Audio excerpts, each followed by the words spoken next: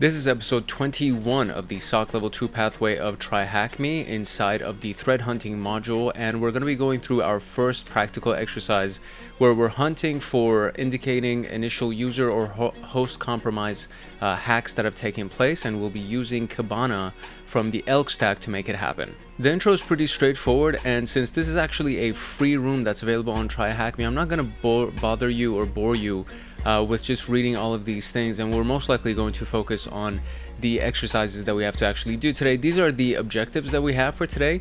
So understanding the attacker's mindset, correlating succeeding actions executed by the attacker after obtaining a foothold, which essentially means getting in the system, differentiating suspicious host and network events from benign ones, and getting acquainted with the MITRE tactics involved once an attacker gets inside the target organization, either the network or the system itself.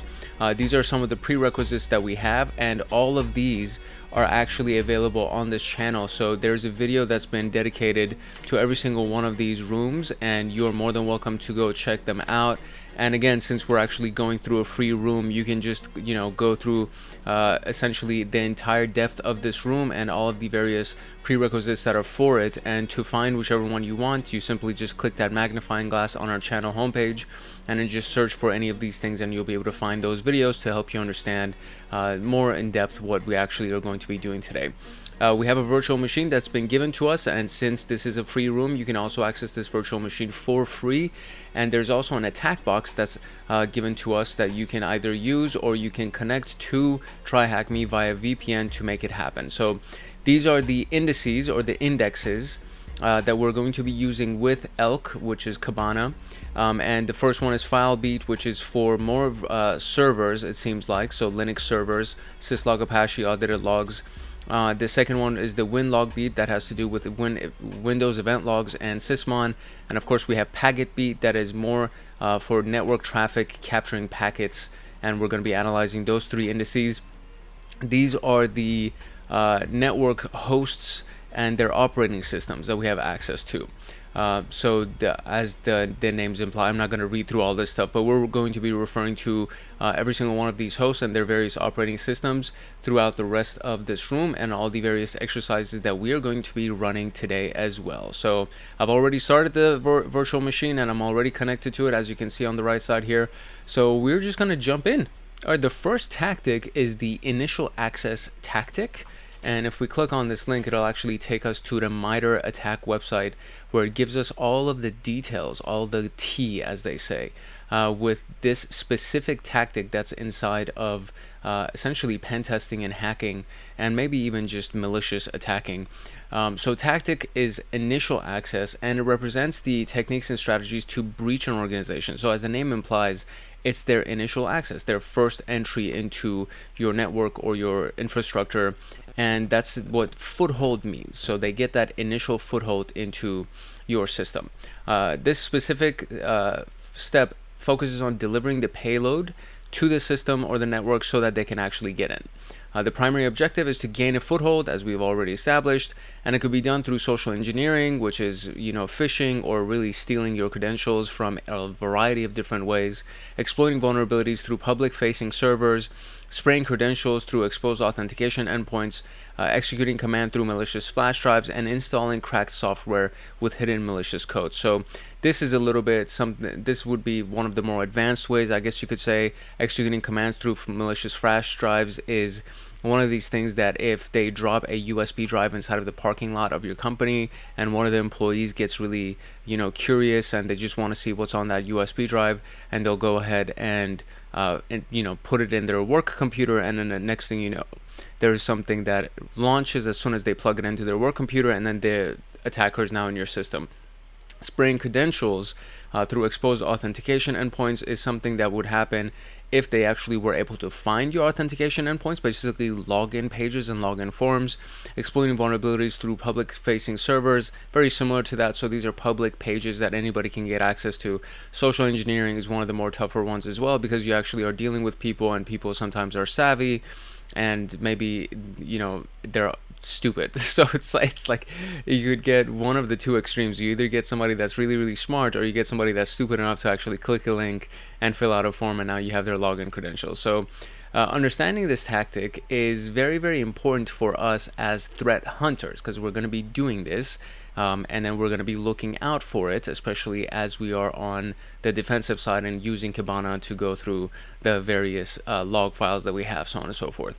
So the intersection of the given examples that we have is that the account access was done through a valid credential and machine access was done through remote code execution.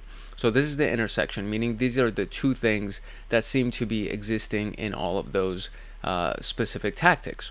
So for example, social engineering with phishing, you would get access to somebody's account, or you would get access to their machine, and it would be like getting an email that's with a link that's redirecting to a phishing website, or with anything with a malicious attachment, and then they get your login that way. Server exploitation is done on the machine itself, and it's publicly available server. So I mean, we really pretty much just talked about all these things, so I'm not gonna again just beat a dead horse and bore you to death with all this stuff, but this is exactly how these various strategies work. So hunting for initial access goes into this specific attempt. So the attack techniques are varied, and our hunting strategy should also be multifaceted.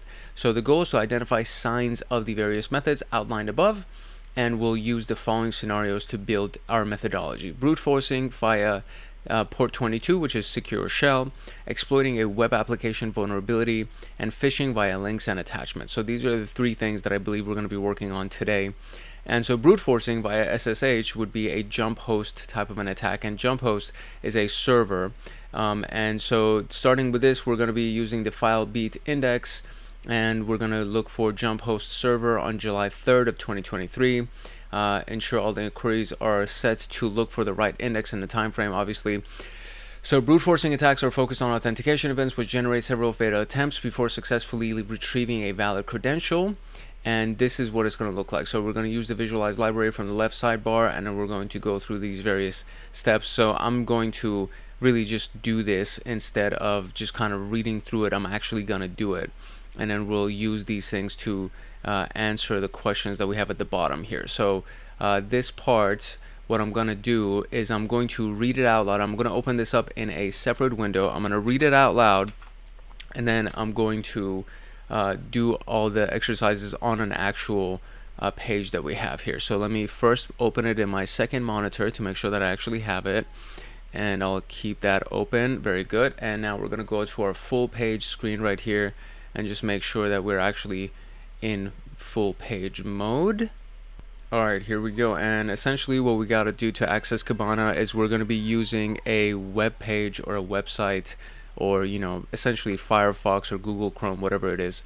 And so I'm going to launch that. I'm going to log into my Kibana instance using the username and password that we got earlier, and from there we will access our specific index. So here we go. Alright, so the first step that we're going to do is we're going to click on this little hamburger menu right here, and we're going to go to the visualize library. Let me minimize this. We're going to go to the visualize library, and we're going to create a new lens. So we're going to do create new visualization. We're going to click on lens right here, and from here we are going to set up certain parameters. So the first thing is that we need to set up the timestamp on the right side where it says show dates. We need to go and do something that is an absolute date, and we want to be July 3rd from what I understand. Let me make sure that I'm doing that correctly. So it's July 3rd 2023. There we go. So we're going to do that first. Okay, so that part goes like this. So we have July 3rd 2023 starting at 0000. So this is the time, basically the beginning of the day, and then we go to the very, very end of the day. So that's going to be our date range. Now the next thing that we want to do is we need to choose the file beat index. So first I'm just going to update this real quick just to make sure that the date is actually applying.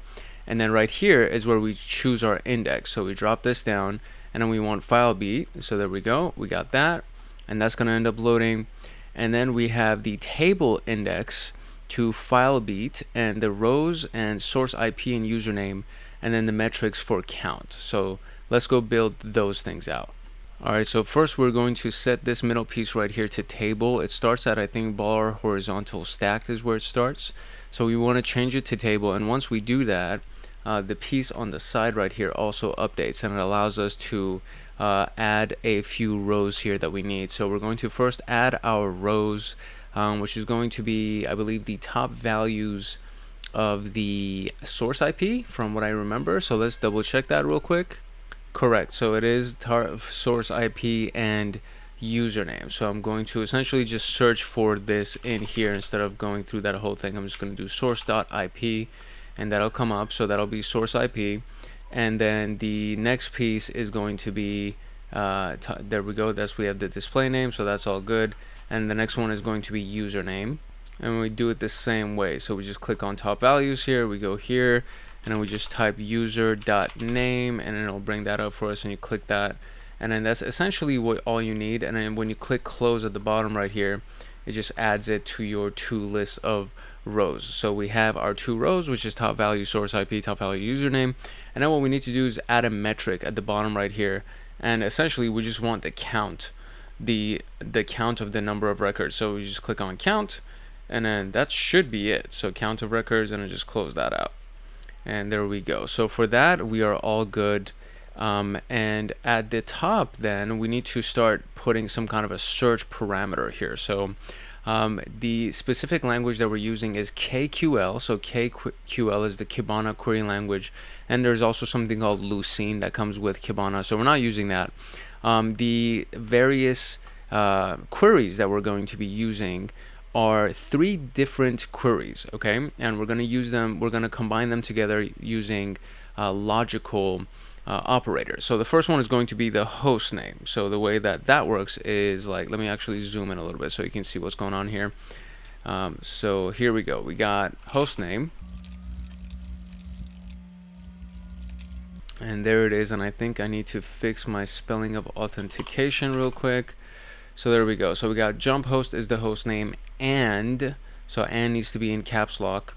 Event category is authentication, and system.auth.ssh.event is failed. Now these are the things that we want. And just in case you were wondering where these various queries are coming from, it's in this giant list of filter by type that's available here, that you can actually find essentially everything that I just talked about. So it would be either shown here, or you can click on the very bottom at the right here where it says 6,000 other fields that are available. But these are the ones that we were given in our exercise. So they kind of already gave us this, and we're just using the little shortcut that they've given us to just make sure that everything's all good and we actually search for the right thing. But that's our query that we're going to be using. And now what we want to do is we want to actually go through our table and find the answers that we're looking for. So specifically, we're looking for the count of records. So we're going to close that out. The count of records at the top right here, we want to make sure that we have all of the, I guess, most. So we're going to do sort descending to do the largest first. And then it's going to be 1133, which is from this IP address. Let me zoom in a little bit more. 746 from this IP address, and the username is going to be dev for the first one and root for the second one. So these are very, very important to note, and then we're going to now use this information to build our query a little bit more. So the way that this is going to work, and this is typically how it works, right? First, you look at all of the failed attempts that come in. Once you have all of your failed attempts, you look at the ones that have noticeably the most numbers, which is these top 2 right here by far, right? So the third one is 19 attempts, second one is 746, and the first one is 1100. So it's pretty fairly easy to assume that these first 2 IP addresses are the ones that we are concerned with, and these are all of the failed attempts, right? So then what we do is we change the authentication event from failed to accepted, and then we add a new query, which is going to be with the capitalized and we're going to do the source IP, right? Because this is the source IP field that we have right here. And now we're going to add these 2 source IP addresses to our query. Now, when you want to do 2 various IP addresses, and I'm just interested in either or, so I want to see either one of these 2, if there was anything that was successful, if there was anything that was accepted. So what I'm going to do is I'm going to create a parentheses, and then notice how it also gives you that close parentheses at the top right here as well. So I'm going to create a parentheses for myself, and inside of that parentheses I'm going to do the 2 IP addresses. So it's the first one, which is ending in 43, and then we're going to do a capitalized OR, and then we're going to do the second one, which is 920.115. These are going to be our two. We're going to press enter, and now we're going to see what we find. And there's only one that was successful, and it was on this IP address with the username dev. All right, now to be able to answer the question that we have for this specific portion, which is the SSH on the jump host server. So the question at the very bottom right here tells us to use the Discover tab on the left sidebar and find the attacker's successful authentication on jump host server, and this is going to be our format. So essentially what we want to do is we want to find their successful authentication and just put the date and the time, right? So with this, unfortunately, I can't get all of those details. So the reason that we want to use the Discover tab is that it gives us all of that information. But they did say that we can use the same exact query. So I'm just going to copy this entire query, or I can even guarantee it that I have it by doing cut, and then we're going to do the drop down, and then we're going to go to Discover, which is right there. And then with Discover, we're again doing the same exact query, and we're going to do it on the log beat, I believe, or file beat, excuse me, on the file beat index. And the date thankfully stayed the same. So July 3rd, 2023, all of that is staying the same. So from these 217,000 hits, we want to find our one hit that we're most interested in. So I'm going to paste my query, and I'm going to press enter, and it should bring me that one hit. And now I have that information. So now we can find the timestamp of this bad boy right here, which is July 3rd, 2023 at 4:14, etc., etc. So I'm just going to open this up, and I'm going to take that date. And once you open it up, it's literally timestamp, which is I think like the 5th field from the top. So we're just going to take this entire piece right here. It's either this or the piece that says ingested, because there's another date that's a little bit further down that is a little bit different in the second and millisecond that's available, but I feel like it's the timestamp. So let me see. Yeah, it does say timestamp, so this should be the one. We're going to paste that, and there we go. That is the correct answer. So we got our first question answered. So now let's go to this second piece right here, which is going to be the hunting initial access. No, not that one. Sorry. The remote code execution on web 001, and we're going to be using the packet beat index. So let's go back to our full screen, and we're going to now follow the instructions for that one. Okay, cool. So for this one, we're still going to be using the July 3rd timestamp. So that is very useful. I'm going to delete my query at the top right here, and what I'm going to do is now change our index that we have chosen from what we have on FileBeat, and we're going to go to PacketBeat, which is the one for the web server. And then we're going to go back to creating a table index. Actually, I should actually be in the visualize library portion so we can create a new lens. So we're going to do that whole piece one more time. Thankfully, our date is still set to that. That's like my least favorite part of this, is modifying the date for some reason. I don't know why. And okay, so now we're going to go to the table index, which is from the middle. We're going to click table right here, and it's going to change the table right here. And then our rows are going to be source IP and HTTP response status code. So the source IP part doesn't change, and we're going to do that very easily as well. Top values, go here, source.ip, and it's going to be right there. And then I'm going to close it, and it'll be added. Then the next thing I'm going to add again, which is going to be top values. And then in this one is HTTP response status code, like that. So status code is, it gives us whether or not the request that they made to the web server was successful, and if they failed, so on and so forth. So that gives us some information to work off of, and then we can further our investigation that way. And then of course we have to add our metrics, which is just going to be the count, and that one is very easy to do, and we just add that over there. So there we go. Now we have this. So as you can tell from right here, we already have a variety of response codes. So 404, which is an error code, 200 is a successful code, 301 is another type of error code, and 200 is another successful code. We have the same IP address that has 181,404 status codes. And just to give you code, just so you understand what it actually really means, usually there's some good images that are available here. So let me see. There we go. This is a good one. So anything starting with a 4 is a client error code, and 404 is usually a big one. So if I go here, again, gives me a client error code from 400 to 499 is on a client error code. And I can even do this where it's like response meaning. So we'll do 404 response meaning. Not found error means that the server cannot find the requested source. This can happen for a number of reasons. Requested URL was mistyped. It's been moved or renamed, it's been deleted, the server is experiencing issues.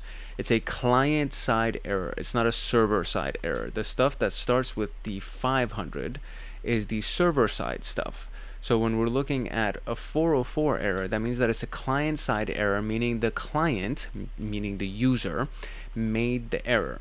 And we have 180,000 records of that taking place. So what we need to do is we need to hone in on this, right? So we need to kind of customize our query here using our KQL, so we can, from those 180,000, find something that's actually useful. So the first thing that we have is our host name. So we know that the host name in question is going to be the Web01, that's the host. And the network protocol, I need to make sure that this is in caps letters, there we go. Network protocol is going to be HTTP, and my destination port is going to be port 80, which is also HTTP, right? Okay, so now we've seen that we came from 180,000 down to 6,000, which is better, but we still have 6,000 records, and we need to see what else we can do to try to kind of narrow this down a little bit more. So we have our host name, which is Web01, network protocol HTTP, and destination port is 80. So what we are going to do now is we're going to hone in on this even more, and we're going to add this IP address as the source IP, and then we're going to change our response code to 404 and see what else we can find with our results here.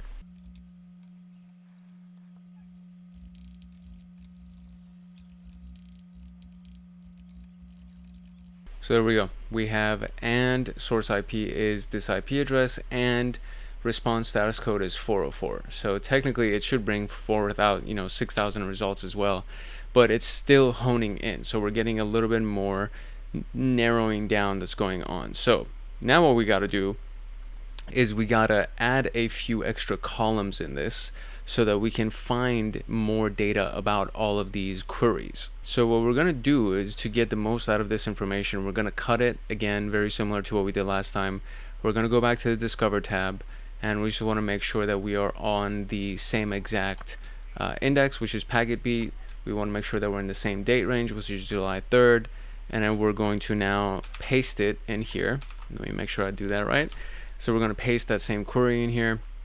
And now we have a few other pieces that we can get for our information. So what we're going to do is we're going to add a few columns. We're going to search for a few columns to get that information. Right now, the only columns that we have here is the time and the document itself, which has a bunch of stuff in it.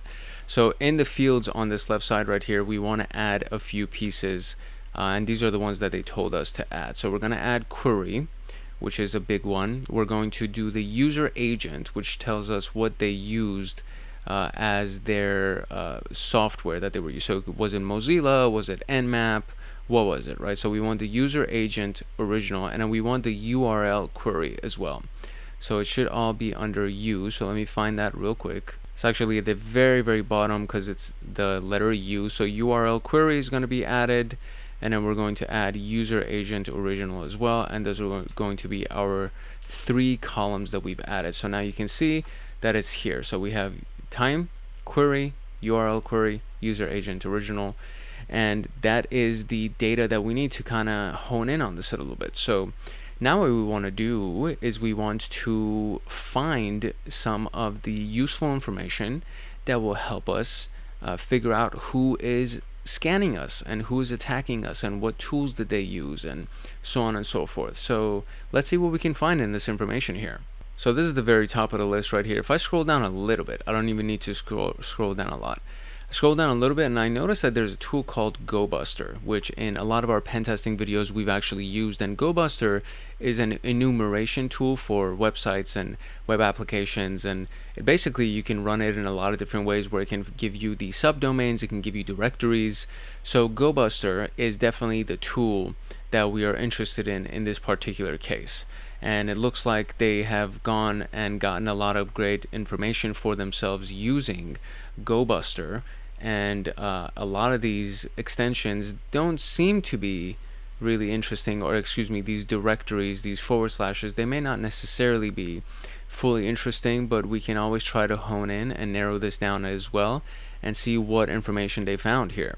Okay, so looking at a lot of these things, there seems to be some really interesting terms that has been searched, and this is all done through GoBuster, so we're not going to assume that this is the actual person doing it, because GoBuster uses word lists and it searches for words like this, obviously. So this is done through mainly a dictionary that was used with GoBuster, and there's a lot of information that has been searched from, as you can tell, literally 6,000 hits. So what we want to do in this particular case, instead of doing 404, which is all of the error messages, what we want to do is we want to change our query and find the ones that were successful in one of different capacities. And the status codes that we were told to search for obviously is 200. So 200 means that it's successful, that the request has succeeded.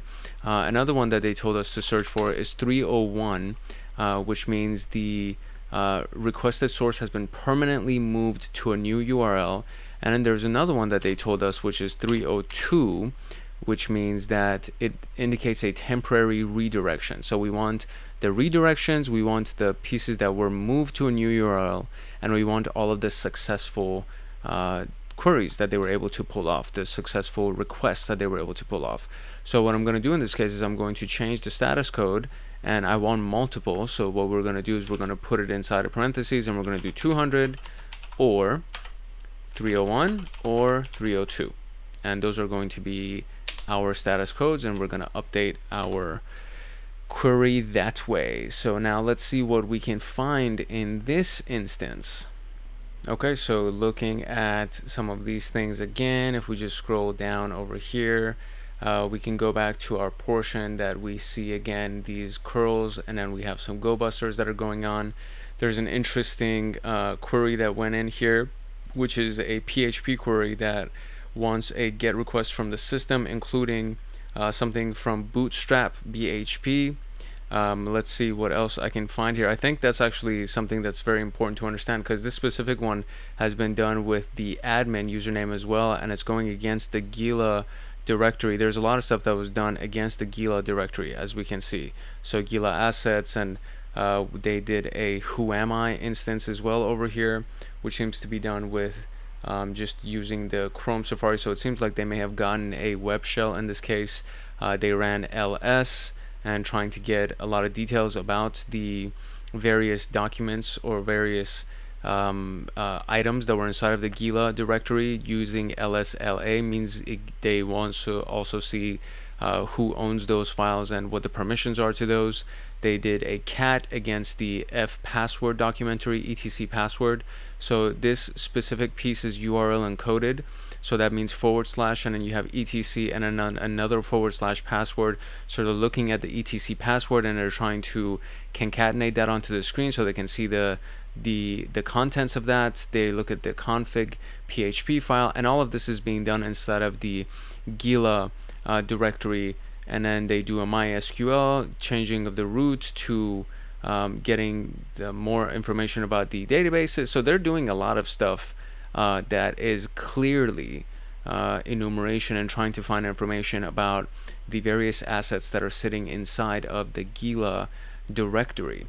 And this is a red flag, absolutely. So let's see what else we can find that will help us get information about this person or about these activities. So there's actually only 41 hits right here, so it's not that many hits, and I think this is actually all of the hits for the specific directory and what they've done successfully with the either the redirects or the actual 200 messages or 200 response, excuse me, that got them the information that they were looking for. So let's see what the question is that they want us to answer for this particular set of questions, because we got essentially all of the hits that was done successfully on that. So it says, what is the name of the PHP file accessed by the attacker via the cat command after gaining successful code execution on Web01? So we're looking for a cat command after gaining execution, and we're looking for a PHP file. So it's definitely a .php file, and then the query itself is also getting a cat command. So this is echo backup PHP, so that's probably not it. Echo backup test backup PHP. So let me see what we can find here. Oh, there we go, configuration.php.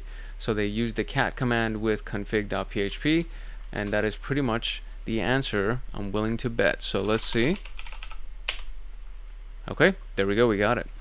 And finally, we're going to move on to the very last piece, which is going to be on our phishing links and attempts. So we're going to go through a different index now, and we're going to try to do some investigations on the winlog index about phishing attempts. So let's modify everything about that real quick. Okay, so we are using the winlog beat index. We are doing still everything on July 3rd. For this one, I'm not going to go to the visualization thing because it kind of seems pointless. Plus, you already got 2 examples on how to use it, so you should be familiar with how to do that if you ever really needed to. I'm just going to stay on the Discover tab right here, and I'm just going to build our query from here so that we can go ahead and find the information that we need. So we already know what our host is and the host name that we need to look for, and in this particular case, it's WKSTN asterisk. That's our host name, and the process name is going to be chrome.exe, and the winlog event ID that we're looking for is going to be 11. So that is the query that we have, and that's what we're going to make sure that we have done. So let me make sure that I created all of this correctly. Alright, so ID is not supposed to be capitalized, it's supposed to be lowercase, and that should bring me some events. There we go. So we have 7 hits. And just to give you an idea of what that is, let's go and look up winlog event ID 11 just so we know what it is. And if we look at it, it says it could be a result of a bad or corrupted device driver, a hardware problem, a malfunctioning device, poor cabling, termination issues. Could be event ID 11.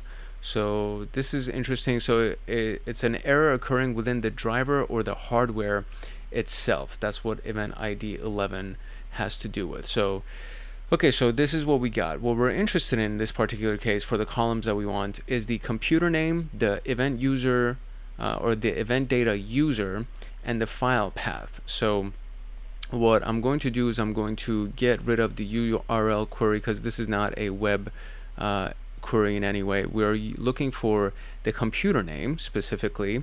We're looking for the user and then the file path. So what I'm going to do is I'm just going to search for computer name, computer underscore name, and it'll bring it for me in my available fields. That's a much easier way of finding that information.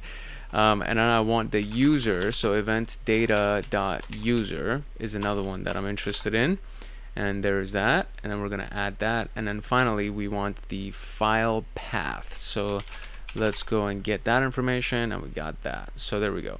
Now we have our 3 columns that we wanted to add, and we have some interesting information between these 7 events. So let's see what we can find here. Okay, so on this specific workstation, we have actually 2 workstations that show up, which is workstation 2 and workstation 1. And there are some files that, based on the instructions, we've been told to ignore, which is the TMP, the temp files. And Chrome creates these temp files every time there's something being downloaded. So those we can just disregard. But we are interested in, I think, maybe 3 or 4 different items here. it seems to be 4 various items. So there's this one, there's this one, there's this one, and then there's the last one right here. And they are with workstations 1 and workstations 2. So they are suspicious because we can see them specifically on the actual attempt on the intrusion itself, right? So we can see whether or not these things are suspicious, these files that have been downloaded, once we get into the next few tasks, because we're going to be using I would say a sandbox probably to open at these specific files just to see what they're actually doing. But what we want to see is whether or not they used something like Outlook or kind of an email provider to see what information they gathered, or what other activities were done other than the download itself from Chrome. So we can just change the process name from Chrome to Outlook.exe, and let me see if that actually gives me anything, and it does. Okay, cool. So it's Bill Hawkins is the only user that shows up over here, and there are a lot of different files over here, all looking like an update for Outlook. So the path is pretty similar, with the exception of the actual file name itself. So update 02, and then zone identifier, and then update.zip. So seems to be that there is update files that are being downloaded here based on the instructions of the class that we're in, or the room that we're in. I just found out that this specific directory, the Windows iNet Cache content Outlook directory, this piece right here, is a directory that a lot of temporary downloads have they get stored in, and it's essentially very similar to the temp directory.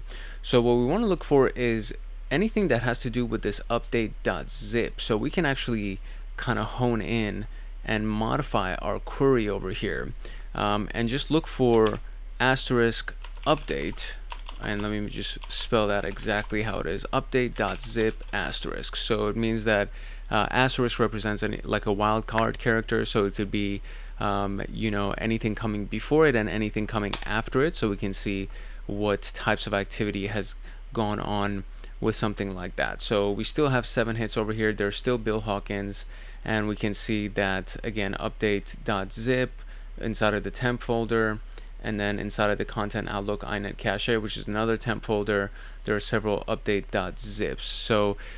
So far, everything seems to be done with Bill Hawkins, our user, and it seems to all be around this update file that he has downloaded. Now here's where specialized information is very useful. So an LNK file is a shortcut file, that is an archive file to a zip directory or a zip folder, and it's a typical malware attachment that threat actors use. So this is something that I didn't know. I just found this out by going through this room. So now that we know this, now that we know that an LNK file, or a link file so to speak, is a shortcut file that's used for malware attachments, now we can kind of look at more information about this that might help us. So one of the things that we want to do is we want to find something that is executable, that can actually have been executed through this entire piece. And so there we go. Now we actually have a new directory here, and it seems to be that the Windows Explorer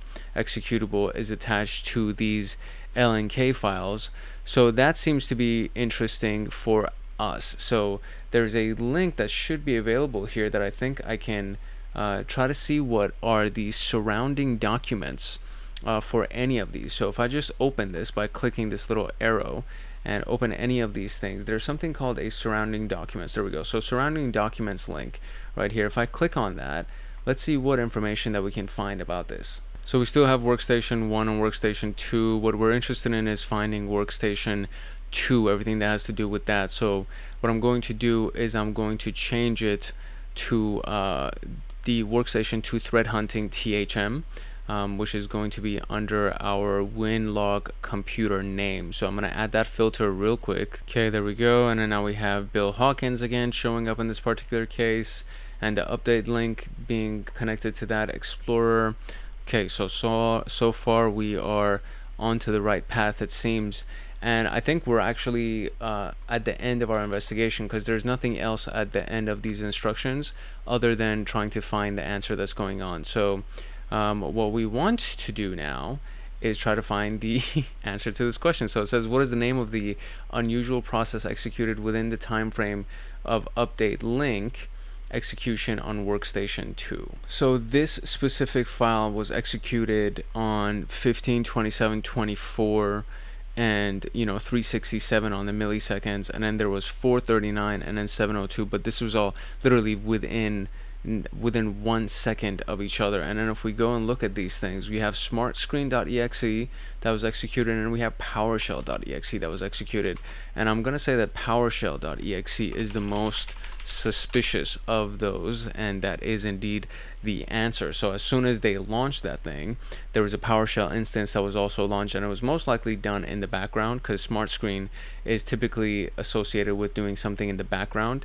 And so the person who was running it, which is Bill Hawkins in this case, Bill Hawkins had no idea that there was a PowerShell that was launched in the background. And now that PowerShell most likely is a reverse shell, a netcat shell probably, that connects back to our attacker, and now they have a remote execution on Bill Hawkins's computer. So there is that. We just did our investigation on 3 different types of foothold attacks that they did to gain access to our system. One of them was a brute force, the other one was a web server attack, and of course there was a phishing attack that was done against Bill Hawkins. God, Bill Hawkins, I mean, this guy. So anyways, all right, moving on to execution. All right, the execution tactic refers to techniques to execute or run malicious code in conjunction with the initial access or a way of delivering the attack. It's crucial because it enables the attackers to successfully run their commands remotely and continue with the series of attacks that they have to establish further access. For example, it could be doing something like PowerShell, which is what we just covered, and the Windows command processor, which is cmd.exe. So PowerShell and cmd on Windows are 2 different things, but essentially they allow you to run command line commands.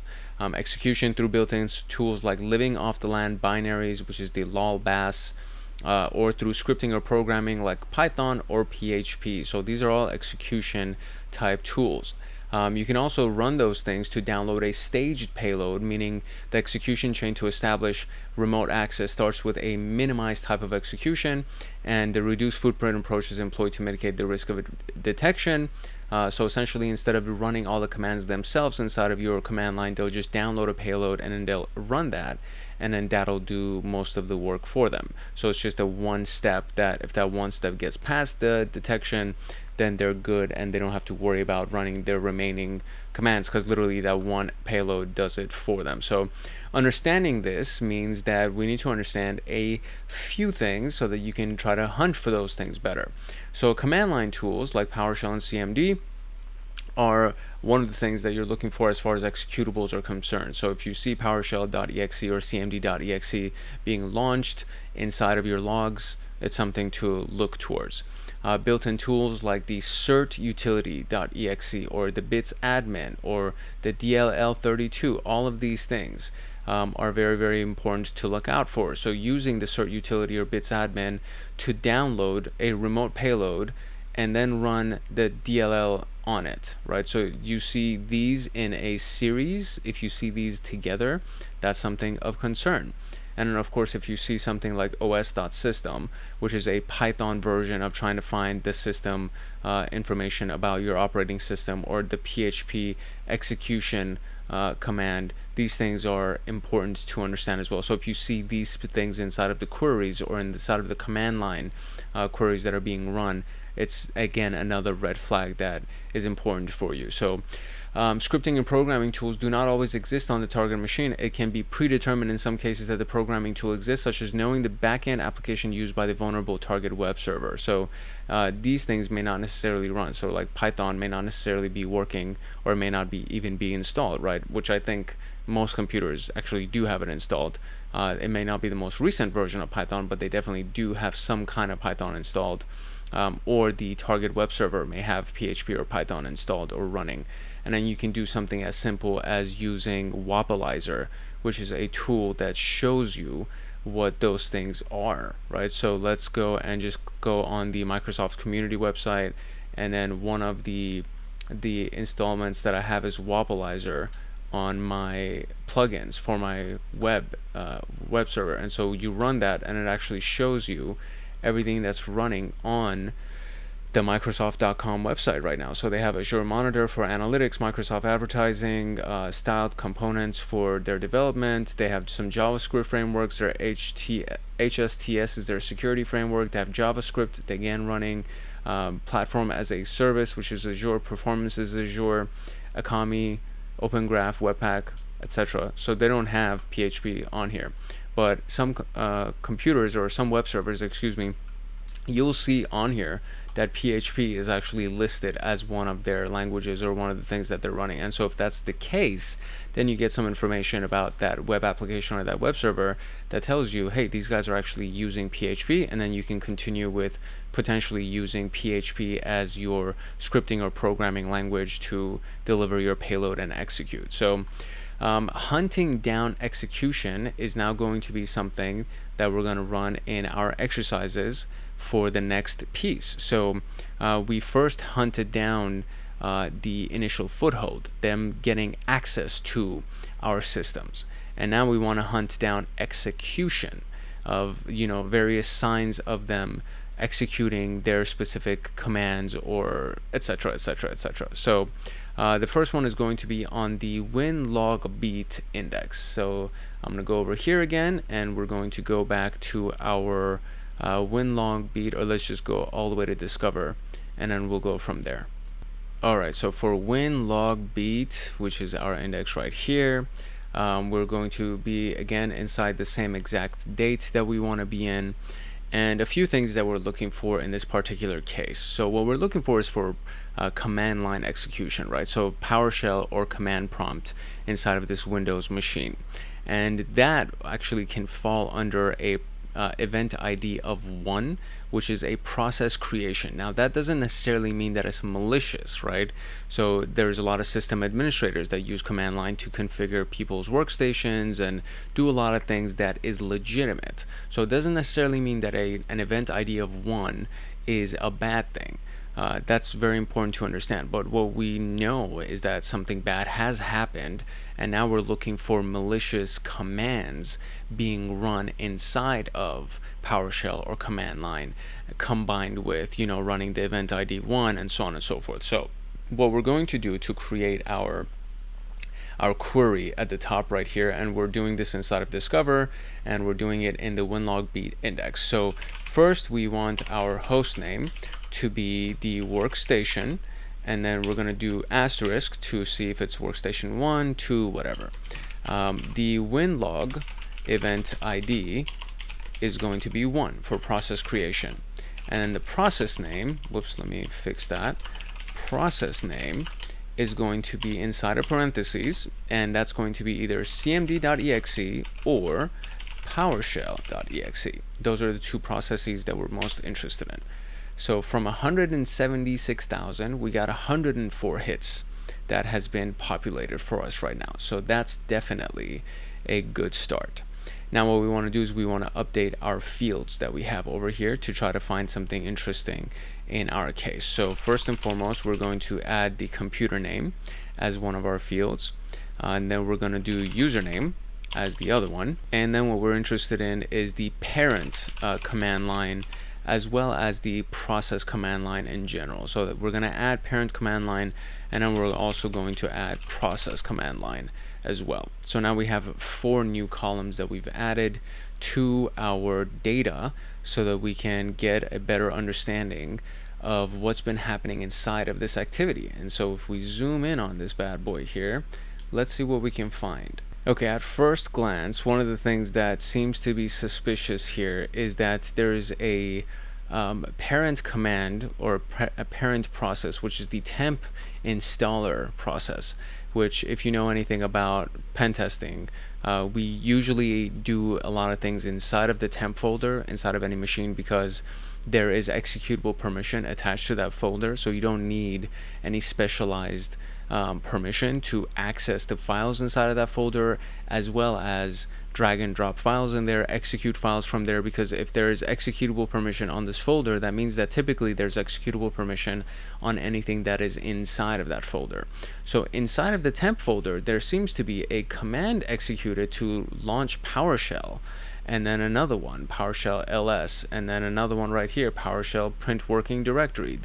This seems like an enumeration series of steps, right? Print working directory, list what's inside of your directory, list everything about that specific. It's very, very funky. It's not a series of commands that seem normal or not suspicious, so to speak.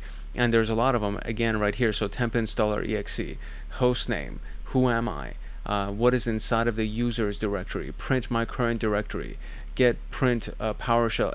These are just all suspicious commands that are being all run from the temp installer parent directory. So it's all red flags right there. So we know that there's probably some stuff that's going on, and it seems to be all done within PowerShell. So one of the things that they're telling us to do is update our query to look for PowerShell script block logging. And script block logging has the event ID of 4104. So what I'm going to do is I'm just going to delete this portion of my query and just go to 4104 as my event ID. And now there's 44,000 hits. So that is a lot of hits that's going on in this particular case. There is something that we're also supposed to update in our situation, which is the adding of the script block text column. So I'm just going to search for that real quick. There we go, script block text. We're going to add that bad boy over here, and now we have this information. So let's see what we can find. I think I can remove the command line parent and all of that just to give us a little bit more room here. So what we got are a series of really interesting commands that are being run. If I actually click on this, it'll tell me the top commands that are being run, and if I see right here, we'll see that, and then you just kind of hover over it and it'll shows you what the actual thing that was being run. So PS message details, let's see over here, error category message, and then we have over here the origin info, and these all got the same percentages, meaning the same ratios. They were run the same number of times, so to speak. So this is information that we can kind of get as far as the commands that are run, and it gives us a decent understanding of what we can narrow in on, because that seems to be the bulk of the information or the bulk of the commands that were run. Alright, so from these 44,000 hits, we need to narrow this down a little bit, and if we click on the actual important piece that we added here, this PowerShell column that we added here, if you click on that, it shows you all the top 5, and you see that there's this set strict mode version that I think is a piece of the noise that we're getting. There's a lot of data that's being filtered in from that specific value, I guess, from the script block text. So what we want to do is we just want to remove these so that we can kind of remove a lot of these unnecessary data points that are coming in. So if I just do that, it removes that, and I do that, it removes that, and then finally I'll do that one, and it'll also remove that one. And you notice that it's just adding these new filters at the top right here just to kind of hone in and narrow down our responses. So it went from 44,000 to 489 now. So that's definitely much more manageable in this particular case. Okay, so good. So we got all of the strict mode queries or strict mode data points that came in. We got rid of all of those just so we can kind of reduce some of that noise. Okay, so if you scroll through this thing, which I mean, it's a little bit tough to do if you don't know what you're looking for, and I had to rely on the information that was given to us inside the room. So there's something called invoke empire, which is the signature of the Empire C2 agent, the Empire command and control agent. And this was used in workstation 1, and there's actually 6 instances of this. So I searched through all of the data. I scrolled all the way down to make sure that everything loaded, and then I searched through all of the data, and you can do Control F or Command F essentially to try to find that information for yourself. And clicking up or down on this, it actually just shows you where this thing shows up. So we have invoke empire showing up several times. So the function of invoke empire has been used multiple times, which means that they at the very least are trying to, if they haven't already, but they're trying to run the Empire C2 agent to get a C2 server, a command and control beaconing type of a server done with this particular workstation. And this is just one example of a type of search that you can do, or something that you can be on the lookout for to see if any of these things are suspicious. There's actually a series of strings that they tell us that we can use as examples of potential PowerShell strings that can be suspicious, or something leveraged to determine unusual traffic, excuse me. So this could be the invoke request in general, which would be invoke expression or IEX. It could be -ENC or -encoded, -no profile or -NOP, bypass itself, -C or command execution policy. This one seems to be really generic, so that may not be a good thing to search for. But -command could be something, -execution policy could be something, web request is a big one, download is a big one. So these are potential strings that you can find inside of PowerShell that could be signs of unusual activity. So that is what we got for Winlog Beat right now. So let me see if there's any questions that are associated with the exercise that we just ran. Okay, so far nothing applies to the exercises that we just did. So it seems like the questions are relevant to the next few exercises that we're about to do. So the next one is going to be the using of command line. Oh no, I'm sorry, I think that's the one that we just actually ran. So the next one is going to be the built-in system tool. So we're still going to be inside of the Winlog Beat index. Now we're looking at the built-in system tools, and of course we're just going to be running some advanced queries to try to see if we can find any interesting information in that regard. So let me go back here. What I'm going to do is I'm going to remove all of these filters that we have here so we can have our full data points come back, and then we're going to create a new query and then try to find the answers to the first two questions, and then we're going to go to the Python one and find the answer to that last question. So hopefully you can see what the process is so far and how we're kind of getting to the conclusions that we're getting to. And yeah, so we're going to now use this specific query, which is actually a really big one. So let me see if I can type all of this without making any mistakes. Okay, that was immediately I made a mistake. Okay, so there we go. Hostname is going to be workstations, or all of the workstations that we can find. So now we want Winlog event ID here, and that's going to be either 1 or 3. And then we got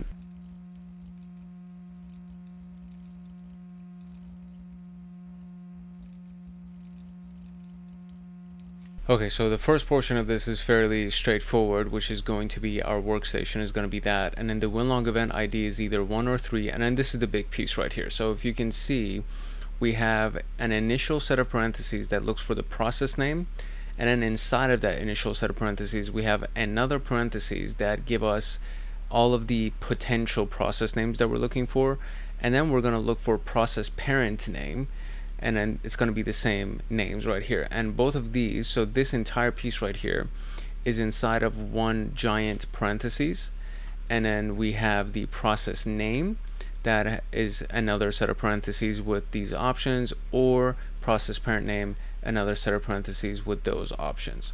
So that's the most advanced part of our query here.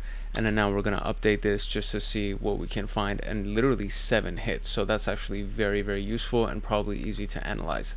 Okay, so what we're going to do is we're going to update a few things here. I'm going to remove the block text from PowerShell, and I'm going to add a few extra fields for us to have as columns. So we're going to go back to using our parent.command line column. We're going to make sure we have that.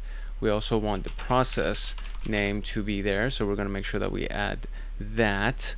We want the command line in general to be present, which is going to be the process command line. And then finally we want the destination IP to be present in this particular case. and now we have that. So now we have a good number of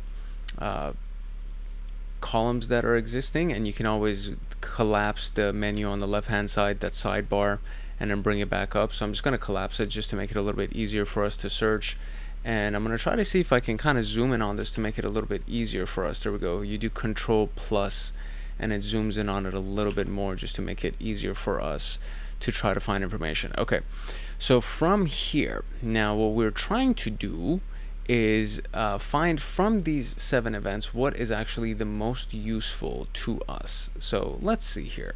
So from our search parameters, right, so we have mshta mishta.exe, we have certutil, and then we have regsvr32. So you see that certutil is here, you have regsvr is here, and you also have mshta. So all of these things are actually here. There's one that's PowerShell that maybe is not necessarily important to us, which is under the process name, but under the parent command line there's also mshta.exe that's been running. So at the very least, these things show up in either the process name itself or the process parent name. Okay, so just to get an understanding of what these things done, we already know that certutil downloads files, right? It can download a binary for us and then it put it in any kind of a location that we want. So in this particular case, it was used to download something from OneDrive, which is the installer exe, and it was put inside of the temp folder. As we already established, temp folder is used a lot by hackers to hold, you know, anything that they want, including payloads. So let's see what regsvr32 is. So what is, let me see. Okay, so regsvr32 is another tool that's again inside of the system, and it's a command line tool to register and unregister OLE controls such as DLLs, ActiveS controls in Windows Registry. In our particular case, what it was used for is to launch a remote instance of something, which is the teams.se. So let me see if I can actually find that particular one right here. So we look at this here, and in this extension, this domain, the plus and minus are kind of blocking it, but if you look at it, it says teams.sct and then the scrubj DLL. So it was accessing a remote file, which is that teams, and then it's suspicious it actually encoded that and then put it inside of a PowerShell command and launch that, right? So we have these 2 instances right here with regsvr, and then we have meshta at the very bottom right here. And this, by the way, so the PowerShell command that we're referring to is this piece right here. So it actually executed this giant thing right here with this PowerShell command with this encoded piece using the regsvr. And then from at the very, very bottom right here, we have the mshta.exe, which seems to have spawned a suspicious encoded PowerShell command as well that we can see with our command on the right here. So we have these series of events. So it seems like there was something that was downloaded, which was an installer, and it was put inside of the temp folder, and then that installer was used to access a remote file, or maybe they just did something else to access that remote file and spawned a suspicious encoded PowerShell command. And then mishta was also used to spawn another suspicious encoded PowerShell command. So we have something that was downloaded and a few PowerShell commands that were run in this particular instance. So that seems to be the end of this. Now there are some notes that they've left for us to kind of read through here before we move on. So it says, following the threat hunter's mindset, the next step of this investigation is to identify the extent of these activities by correlating the subsequent events generated after these LOLBAS were used. So one example is getting the process ID of the child processes spawned by these and investigating them further. Moreover, the encoded PowerShell commands can be decoded and hunted to understand the attack better. So we can do probably a multiple of those, because we actually have to now answer some questions relevant to this. So it says, tracing back to the CMD and PowerShell child processes spawned by installer, what is the first command that was executed via CMD? So if we go over here and try to find the first command that was executed via CMD.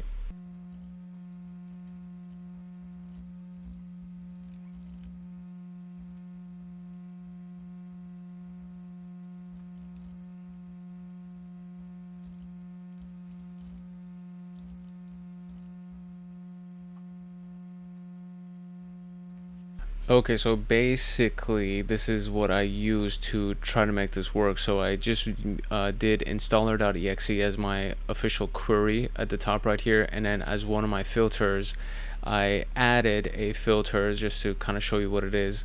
When I looked for the executable, and I put the executable is, and then I looked for cmd.exe, because that's what we're trying to find, is what was the command line command that was executed for installer. So that's the information, and we got 46 hits out of that. And now I basically just want to see what that command line execution is, or what that first command line execution is, that gives us what that information is. So if we just scroll at the very bottom right here, we see that we have the temp installer, and the command line cmd is who am I / privilege, because they want to see what the privilege is for the current user that they are logged in as. So it would be who am I / privilege. There we go.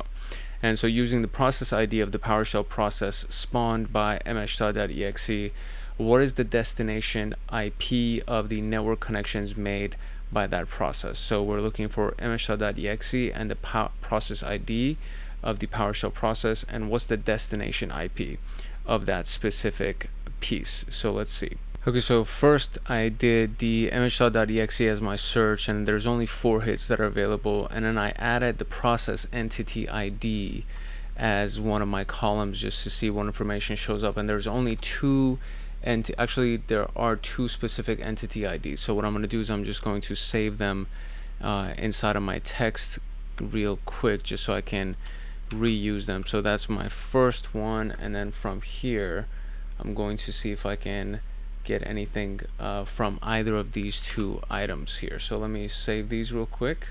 Alright, that strategy was actually ineffective, because those process IDs bring up hundreds of thousands of results. So we're going to focus back on our mshta.exe, and really all we're trying to do is just find a destination IP value, because both of these things are empty. So let's see what this question really says. It says, using the process ID of the PowerShell process spawned by that, what is the destination IP of the network connections made by this process? So the process ID of the process spawned by that.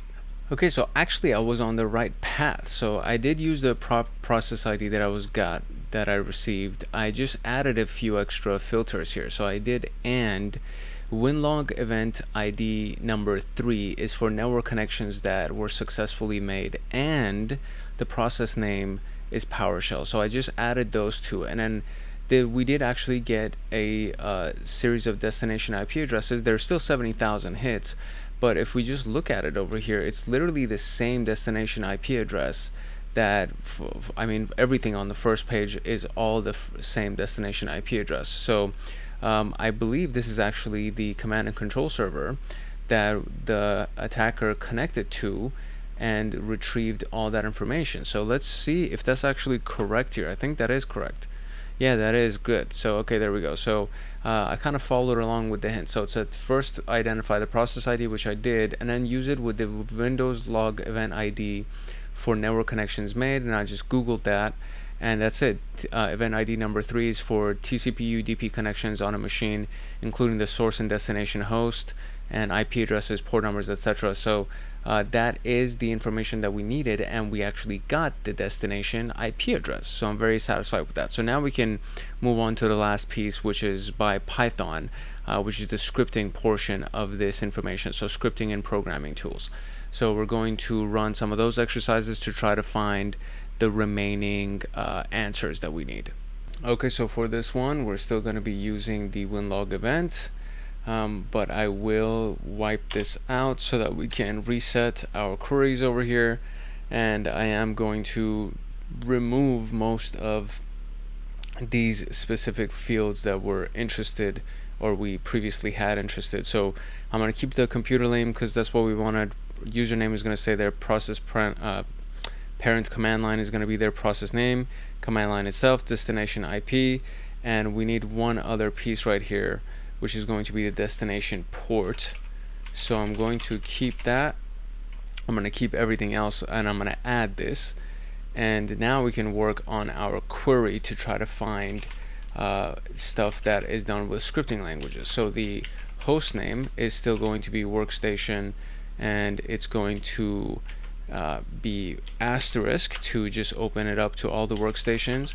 We're going to have the winlog event ID be either 1 or 3, very similar to the last one, and we're going to have a very similar query as the last one where we put parentheses inside of parentheses.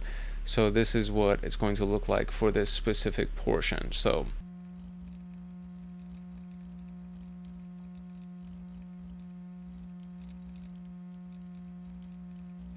okay, there we go. So very similar to the last one, we have parentheses. Inside of parentheses, we're looking for process name and process parent name, and we are looking for Python, PHP, or Node.js with the asterisk on the front and the back of it to imply that anything could come before and after the words Python, PHP, or Node.js.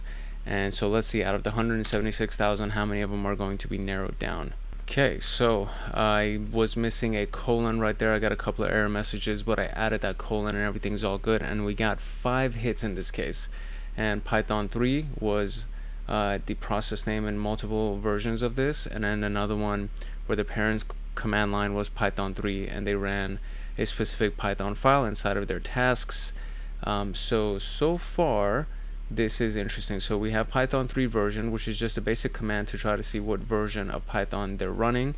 And then they ran a dev.py file multiple times, which was essentially that's it. And then port 8080, which is a web server port typically, was for that destination IP address that we already established as a malicious IP address that was used to make that connection. So let's see what other information that they're giving us over here. Alright, what we want to do based on our instructions is look at this cmd.exe process that was executed, and we want to find the PID, the process PID of this thing, so we can use that as our investigation. So I'm just going to scroll down and actually find that real quick, and here it is. Process PID is 1832 in this instance. So what we're going to do is we're going to keep everything the same over here for this first portion of our query. And what we're going to do at the very end of it, now that we kind of know what we're looking for here, we're going to add the process parent PID to be 1832. And we're going to run that, and we still get 6 hits, but now we have some different information available here. So we have the who am I executed to try to get our privileges for the current user that they were logged in as. They were trying to find all of the users that are available, and there are some PowerShell commands that were running, like clearing the event log, the security event log, the system event log, because they're trying to kind of cover their tracks essentially. And then finally there was a program files that was ran for Windows Defender, removing all of the definitions that were there, so trying to remove everything from Windows Defender as well. So they're really trying to cover their tracks over here. So that's what we've got so far for that. And then finally we have, based on the results, it can be observed that let me actually just kind of bring that onto the screen so you can see what I'm reading here. So over here we have, based on the results, it can be observed that the CMD process spawned by Python generated child process, indicating that the script dev.py could be a Python reverse shell, allowing attackers to execute remote commands. Following the threat hunters, the next step of the investigation is to identify the extent of these activities by correlating the subsequent events generated after the execution. In addition, it's also good to understand how the script was written in the compromised machine by backtracking the events related to dev.py. And so it says, following the CMD process spawned by Python, what is the command line value of the net.exe process?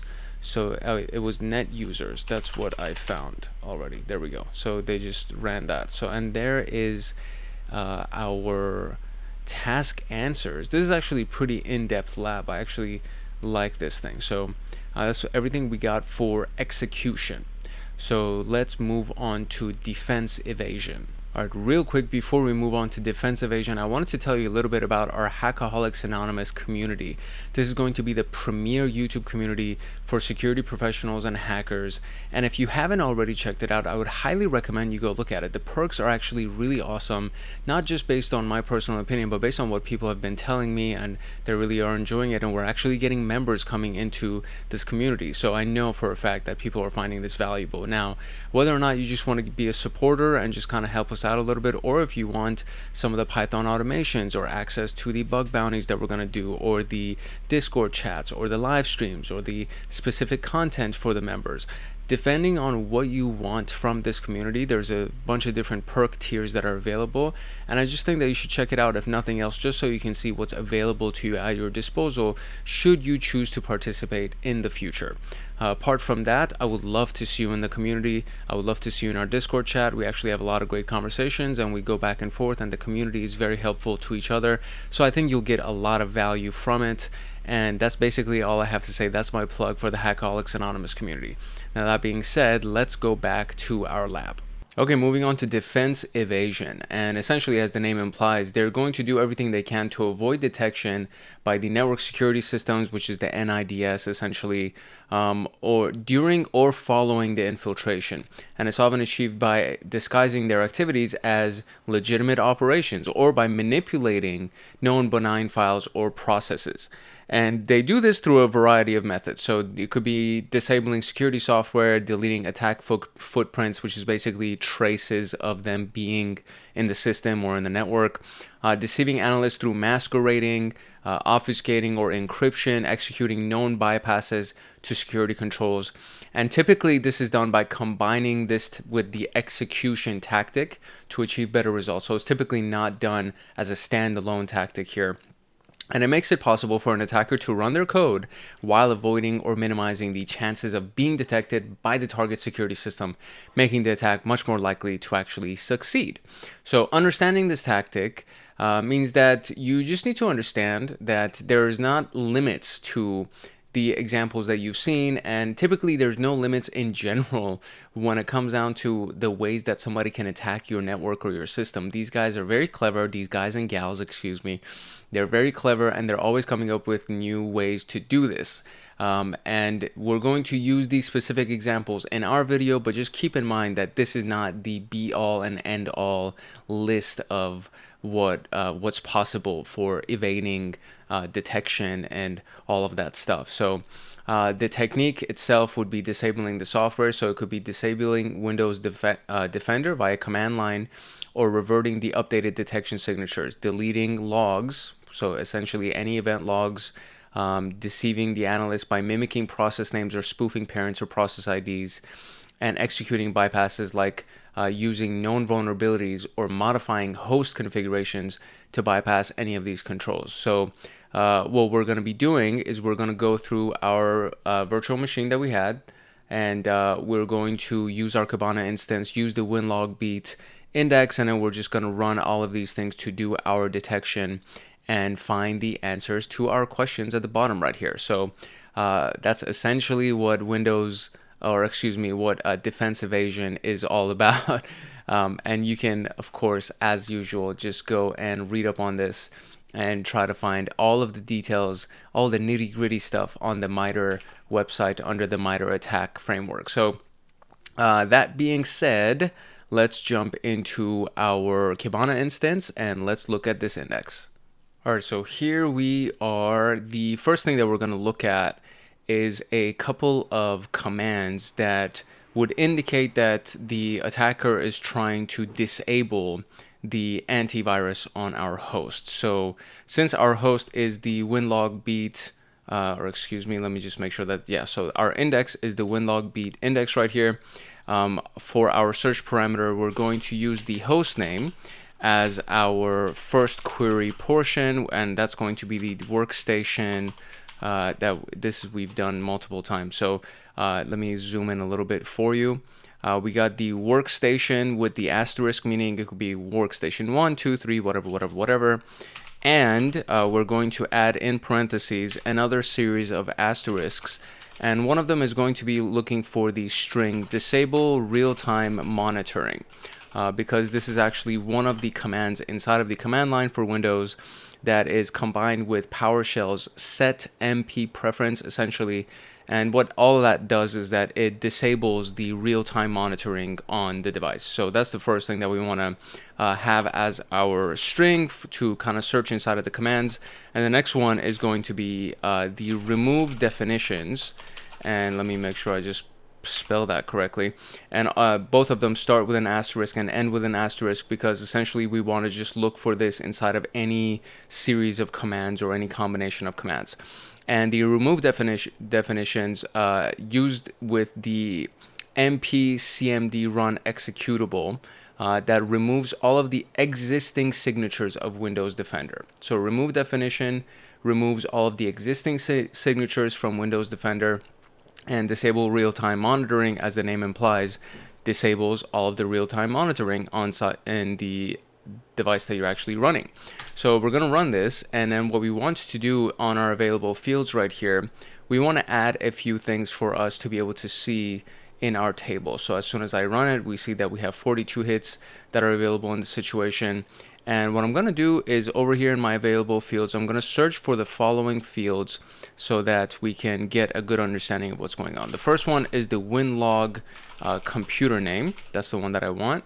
And this is just based on the instructions that's inside the lab. So this is not anything that I'm coming up with. But as we add these and as we go through these, you can come to your own deductions as to why these things are important, and I'm going to try to also come to my own conclusions as to why these things are important. So first we're going to add all of these fields, and then we see that we have them in the selected fields.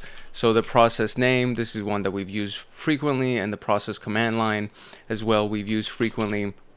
So these are not anything new, and you can kind of already notice just from what the selections are that we are using these fields because we want to see, you know, what they used as a command, what process it was, the parent process that that process could potentially belong to, the username that ran it, obviously, and the computer name inside of the Windows logs that all of this is associated with. So now that we have these things, we can see that we have the individual columns that belong to all of those, and we can start going through some of these values so that we can potentially come up with something interesting. So let's see if we can actually find anything interesting here. Okay, so just starting from the bottom up, which is the earliest events to the most recent events. We look at it, and number one, we can see that all of these things belong to workstation 1, and the user associated with them is all Clifford Miller. And at the very beginning, we can see some really interesting pieces that, you know, it starts with the temp folder as usual, right? Inside of the temp folder, there's an installer executable that's been running. The command line is now just going through the disable real-time monitoring at the very beginning, and it just keeps running it. So disable real-time monitoring has been ran a few times, it seems, and then we have the CMD executable that looks at that as well. And then you start going to some of the more recent ones where you start seeing that the definitions are being removed. So all of the logs are now being removed for npcmd run, being the removal of all of the logs inside of the Windows Defender. And that's essentially all of the series of events that we have. We have the commands that are being run all from workstation 1. Clifford Miller is the user, and you can see by looking at it chronologically that they, of course, disabled real-time monitoring. They ran whatever they were supposed to do, and then at the end of it, they removed all of their traces of whatever activity they had by deleting the logs that were associated with it. Looking at it a little bit closer, so if you remember from our execution task, we had the installer executable running from the temp folder, and as we just discussed, these things are typically, you know, disabling the detection or evading detection is typically done with the execution task as a tandem. So we can see that the very first instance of this, or maybe not the first, but the second instance of this actually doing the set MP preference, disable real-time monitoring is actually being done with the installer executable that's running. And then if we try to actually open this up, so let's see what goes on inside of this specific event here. So the process arguments, we should see some interesting stuff over here. Let me just make sure my scroll works. This is nutty. So we have our process arguments, and if we go a little bit further, so to try to get more of the story here, if we go towards the top and look at the npcmd run process that was executed, let's see if we actually open this up, if we will get something interesting or something that would be of note. There is the process arguments by themselves. The hostname obviously is showing up. We have the process arguments for removing definitions right here, so all of that is all good. And then there are instances that, or there are certain things that can kind of help us understand what various parent processes or what various services were used or languages were used to make this, to run these items, to actually run the command prompt and to do things like that. And in the course instructions for us, we actually have something that shows there's something for the process parent PID that they are saying that if we look at this particular parent PID, so it should show hopefully at least one item here. Yeah, we do have the one item that it shows, which is this piece right here. So we can see that again, you know, workstation 1, Clifford Miller. The CMD executable was the parent process that was running. PowerShell is the process itself that's running. And then we have the remove definition. So this is a part of them covering their tracks. And if we open this up, this process PID of 1832 is an implication that the command prompt executed this using Python. So, or the command prompt, what was executed using Python. And this is, it's not a special indicator of any sort unless you actually have an understanding of what specific tactics are used in pen testing and ethical hacking, various attack vectors that can be used and the various tools that can be used.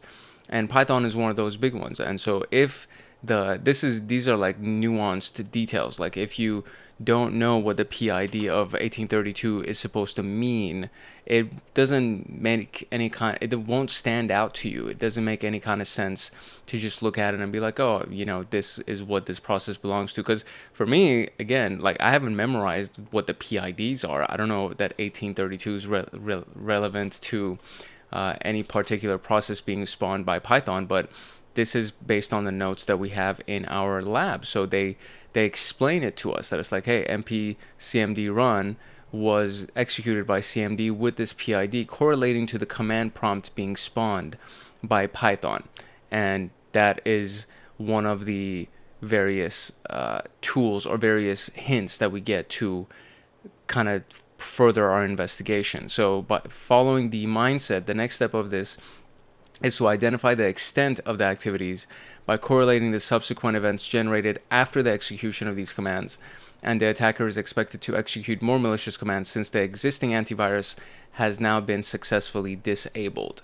So I would assume that the series of questions that we have here is the PID of the CMD process that executed PowerShell, set MP preference, disable monitoring, true. So what is the PID of the CMD process that executed that? That would be our first thing. And the next one is, what is the PowerShell command line argument used to clear the event logs of workstation 1? I don't think this specific question is actually applicable to the exercise that we just ran. So what I'm going to do is I'm going to just delete this last piece that searches for that individual PID. And just to make our life easier, instead of having to go through all the different things and open them up, what I'm going to do is I'm just going to add the process PID as one of my fields so that it just shows me that in the table that we have. And that way it'll just make it a little bit easier for us to kind of break this information down and to be able to do a little bit of an investigation.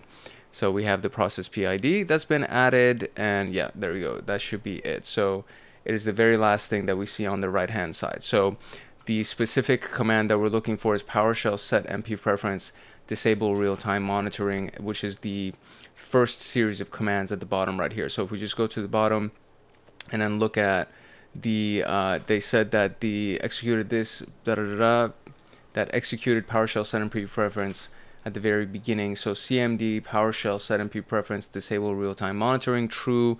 This is the CMD command or the process, and 428 is the PID that's attached to that. So that would be our answer. Perfect. Okay, so there we go. We got that, and I think the next piece of this is actually specific to the next set of questions or the next set of instructions that we have here, which is the log deletion. So we're looking at log deletion from this instance. So we're still going to use this index. We're still going to go July 23rd, all that stuff. We're going to clear our queries just to start from scratch. Workstation is still going to be the asterisk. We're going to look at Windows Event ID 1102, which is the deletion of Windows event logs. That's what that specific event ID is relevant to. So when we pull this up, we should now see a bunch of attempts to delete Windows logs. And in this particular case, it seems like there is only one. So that would be a fairly quick investigation. We're cleared from Workstation 1, obviously, following the mindset of a threat hunter. Next step is to identify the log source that was removed. So to complete this, we're going to use the view surrounding documents when we open up the event, and we're going to look at the process name and the process command line columns to aid in analyzing that. And then we have execution through process injection, which is still going to be on the Windows event log on July 23rd. And process injection is a technique that malware developers use to execute shell codes while evading security defenses. And this is going to be in sysmon to detect. So the create remote threat and hunt for potential process injection is the task for this one. And that's going to be for Windows event ID number 8. So again, same host name query, but we're just going to do event ID 8, which is for creating a remote thread, and that is the event that shows up on sysmon. And then we're going to look for these specific fields, and there's 24 hits supposedly, and from there we're going to look at the entry of Clifford Miller using Chrome that created a new thread for Explorer, and that's the typical target process for process injection techniques. Most entries are executed by system account, except for the Chrome, which is executed by Clifford Miller's account. And following the threat hunter mindset, the next step of this is to identify the extent of these activities by correlating subsequent events, etc., etc. So all of that is the same. And the questions that we have in mind for the first one is, what is the PowerShell command line argument that was used to clear the event log? So that's going to be for the log deletion portion. And then what's the process PID of Chrome's executable target for process injection? So those are the two pieces that we're going to look for.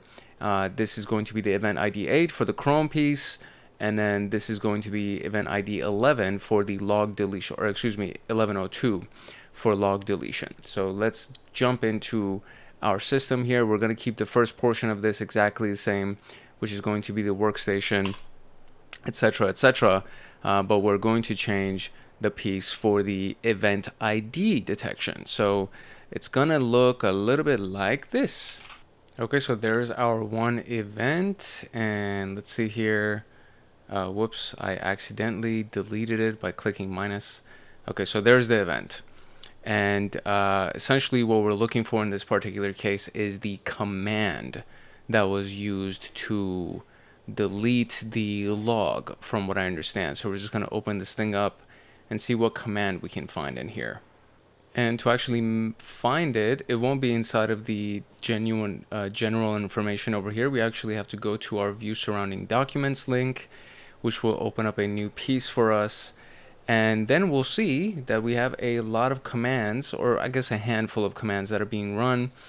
Specifically to the workstation 1 is the one that we're most interested in. And we see it right here. So we have PowerShell clear event log, log name, security. And the question is asking at the very bottom right here, what was used to clear the event logs of workstation 1? So clear event log, what was it? Clear event log, log name, security, I believe is what it is.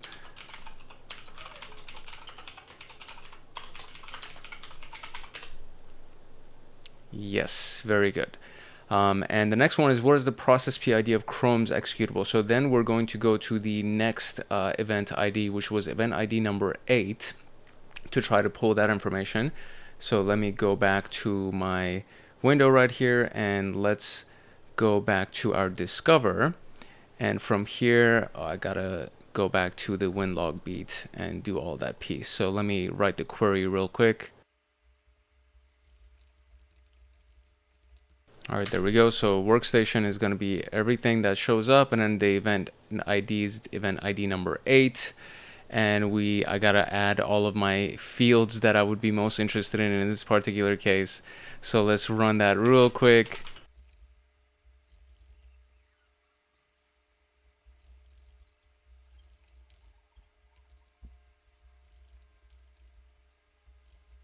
All right, and for good measure, we added the process PID, because that is the answer that we're looking for. It says, what is the process PID of the Chrome executable target for process injection? And if we look at the hint, it says the winlog event data field contains significant information regarding the event for Chrome.exe's target execution.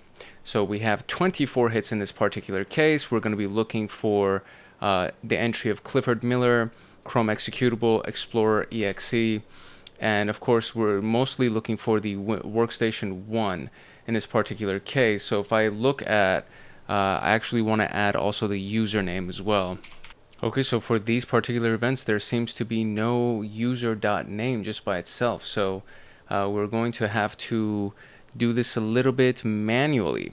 But what I do know is that it is, from what we've gathered so far, it is on workstation 1 that the whole thing has been running, and it does seem to be that it is the source user is probably going to be our username that we're going to use in this particular case. So we have the threat hunting Clifford Miller, and then there's all these things that are associated with workstation 2, so on and so forth. So I'm actually going to change this from the asterisk to 1, and let's see how many we get. Oh, interesting, we have no results that comes from that, which is very odd actually. So host name is going to be, oh, you know what it is, because it's not just 1, so I still need to do 1 and then do the asterisk to give me everything else that shows up. There you go. And so now we have, it's workstation on 1 dot threat hunting, so on and so forth. So if you just do 1 by itself, it's only going to look for this, and it's going to ignore the rest of this. So you have to have the asterisk so that it shows up everything else. So now the events have gone to 13 hits instead of the 24 that we had originally. So what we're looking for is now the Chrome exe target for process injection.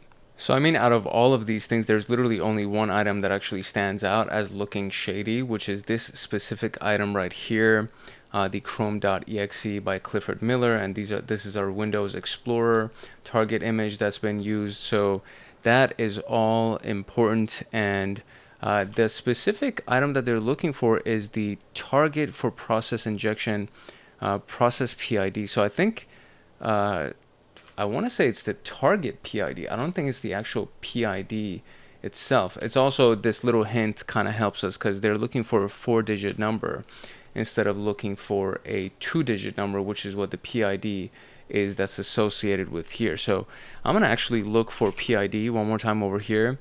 And we have a winlog process ID. And let me see if I can do maybe target as the word. And okay, very good. So we have target process ID. I think that's probably going to give us some useful information. And so it does. It's 4240 at the end of it, and it is a 4-digit. So let's see if this is actually the answer.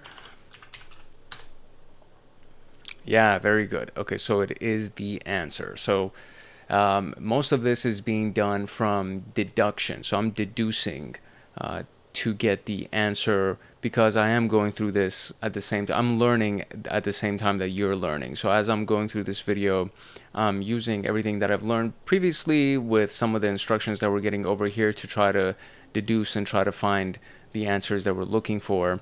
And in this particular case, they give us a good amount of instructions. So if you just follow the instructions, for the most part, you should come up with the answers. And I feel like they didn't leave too much for us to just investigate on our own. So if you do just kind of follow the instructions and click around and just do a little bit of Googling, maybe for the most part, you should get the answers. And then of course there's this video as well, just to help you find your answers. So we are now going to go to the next piece here, which is the persistence tactic. The persistence tactic is used to maintain access to a compromised network. So when you persist, it essentially means you've gotten in the system and now you want to stay in the system. So maintaining access is essentially what that means. And obviously you want to do it covertly or secretly or sneakily or whatever. You don't want to be noticed, right? You don't want people to know you're actually inside of that system. It allows adversaries to retain control of the foothold. And even if the system restarts or the user logs out, they still have access. So that's very, very important, right? So the way that this is done would be, and these are some ways, this is not everything. We've done actually a lot of videos on Windows persistence to gain access and keep access. So there's a lot of different strategies for maintaining persistence. These are just a few. Modification of registry keys to hijack the typical system program startup, the installation of malicious scripts or software that automatically starts, and creation of additional high-privileged backdoor accounts. They are typically executed right after the initial successful execution, so you will look for timestamps that are very close to each other or maybe even simultaneous. And the post-execution deployment of persistent methods ensures that the attacker maintains a consistent presence within the network, potentially making the attack more difficult to detect and remove. And the big deal about this for hackers is that, sometimes if you get into the system, they may patch the way that you got in, right? They may block the way that you got in, so you don't have that entry point anymore.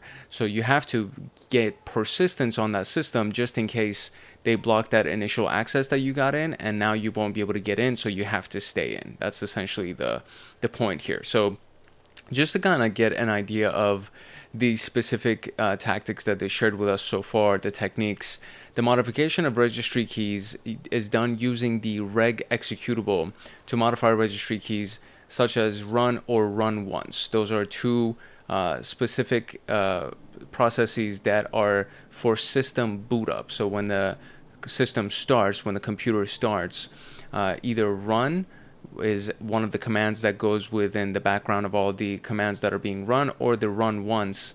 And run, obviously, as the name implies, or I guess as run once implies, it means that it's going to run once.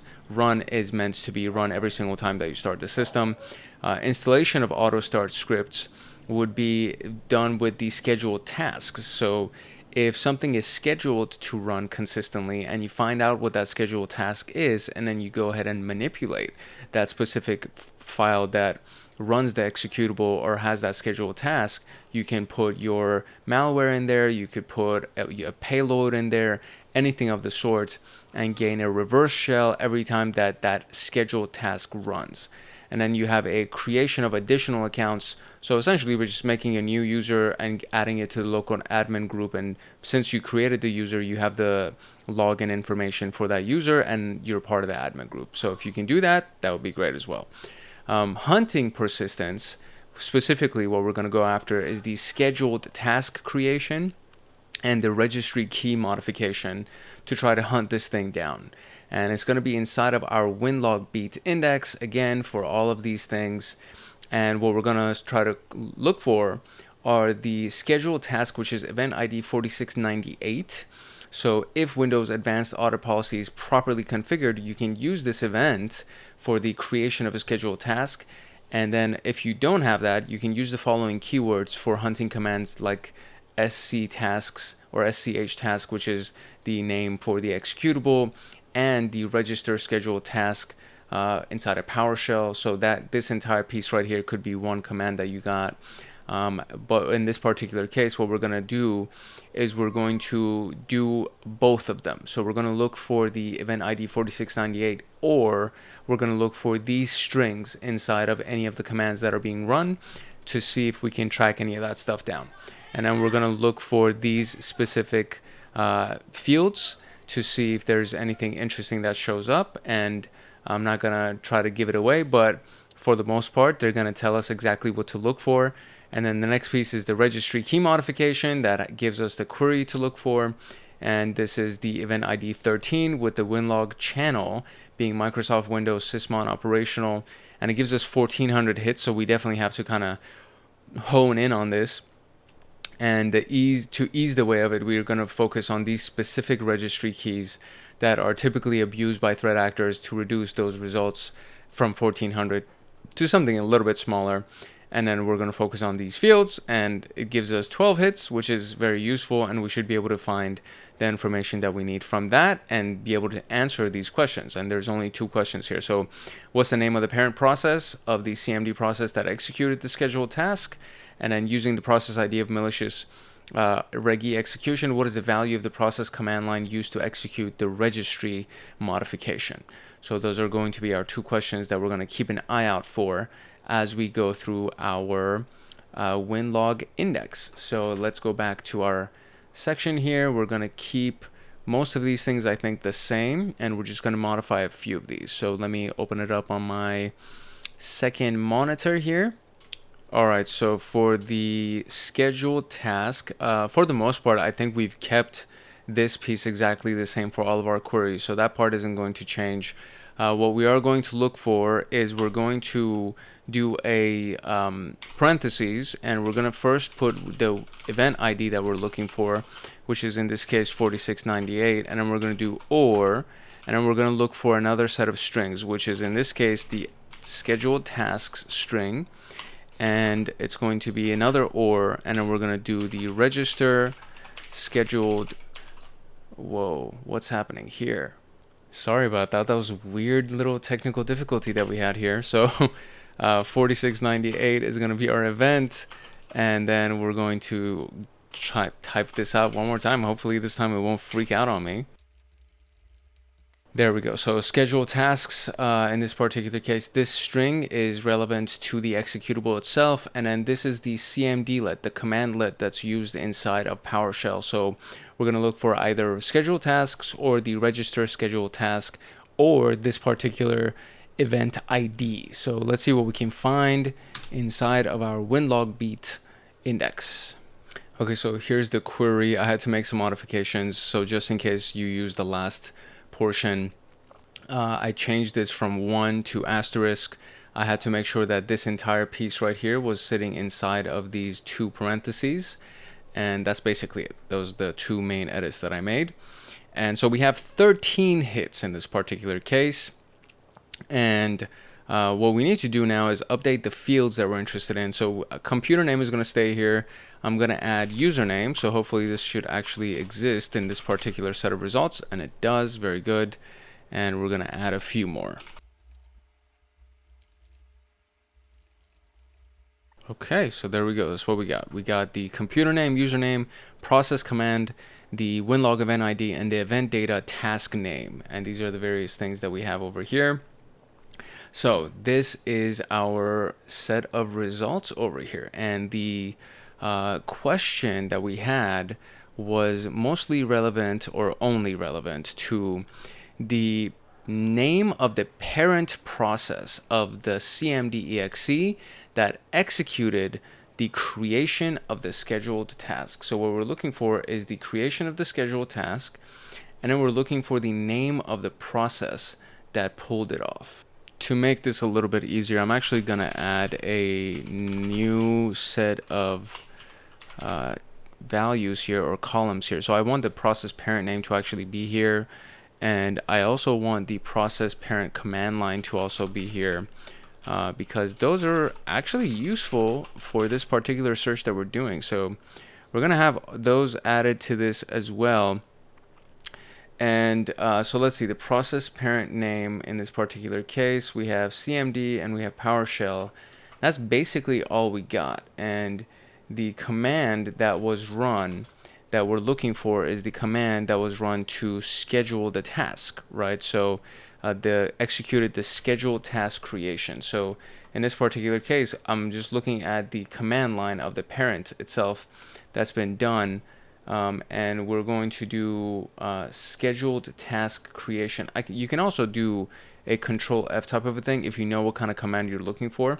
But in this case, I'm just going to kind of scroll through this because these are really long commands here, and I just want to see which one is applicable to us and what we're looking for.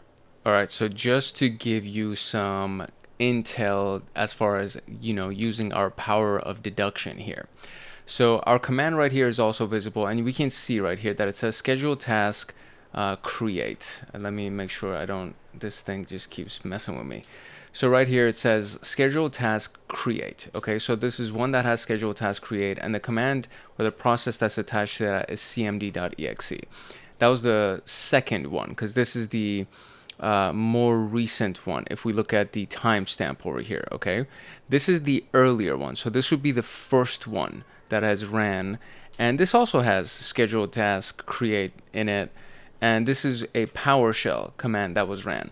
So if we're looking at the first one, right, so we're looking at the thing that came earlier in the process, that would be the one that I would, you know, make my bet on, and I would say that, okay, PowerShell executable, this was the command that actually was initially ran, and then there was a command line command that was ran as well, and that ended up creating the piece as well. So if I do PowerShell, pretty sure that's the answer, honestly.